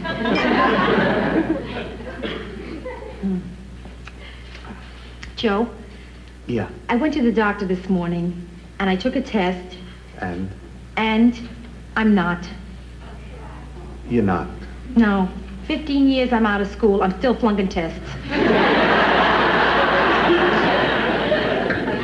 Rhoda, you're not, disappointed? In a way, yeah. But I'm also relieved. I mean, I have nothing against having a baby, but I think it's something we should plan for, Joe. Yeah. You know? I mean, that way, when it arrives, it's something that we really want, rather than something we got. Sure. No, I agree. That's funny, disappointed and relieved. Yeah. Those two things happen together a lot. You know, there should be a special word for it. Yeah. How about disrelieved? Disrelieved, that's fine. Yeah, it's like the time I tried out for cheerleaders. I was disappointed I didn't make it, but relieved I didn't have to wear one of those short little skirts. Oh, by the way, I got some news for you, too. Yeah? Yeah, you remember that bid that I told you about? Yeah. We got the job. Oh, no, Joe. Well, you can't lose them all. In the meanwhile, let's forget about all the money it's going to cost me and have a nice lunch, huh? Okay, I'm for that. Oh, Joe, that's beautiful. Yeah, pastrami, pickled herring, sour cream, tongue, cheese, shrimp. Yeah, I got you all the things that I thought you would like if you were pregnant. We're in luck. Those are all the things I like when I'm not pregnant.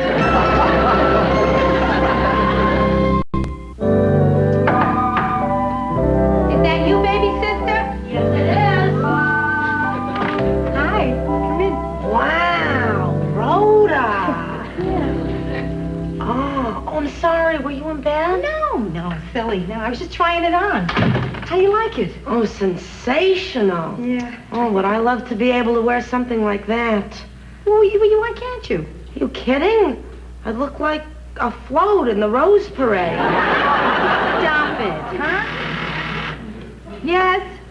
This is Carlton, your doorman. Yes, Carlton, what is it? Just wanted to let you know that your husband's on his way up Oh, thank you. with flowers to surprise you. That Carlton doesn't have a decent bone in his body.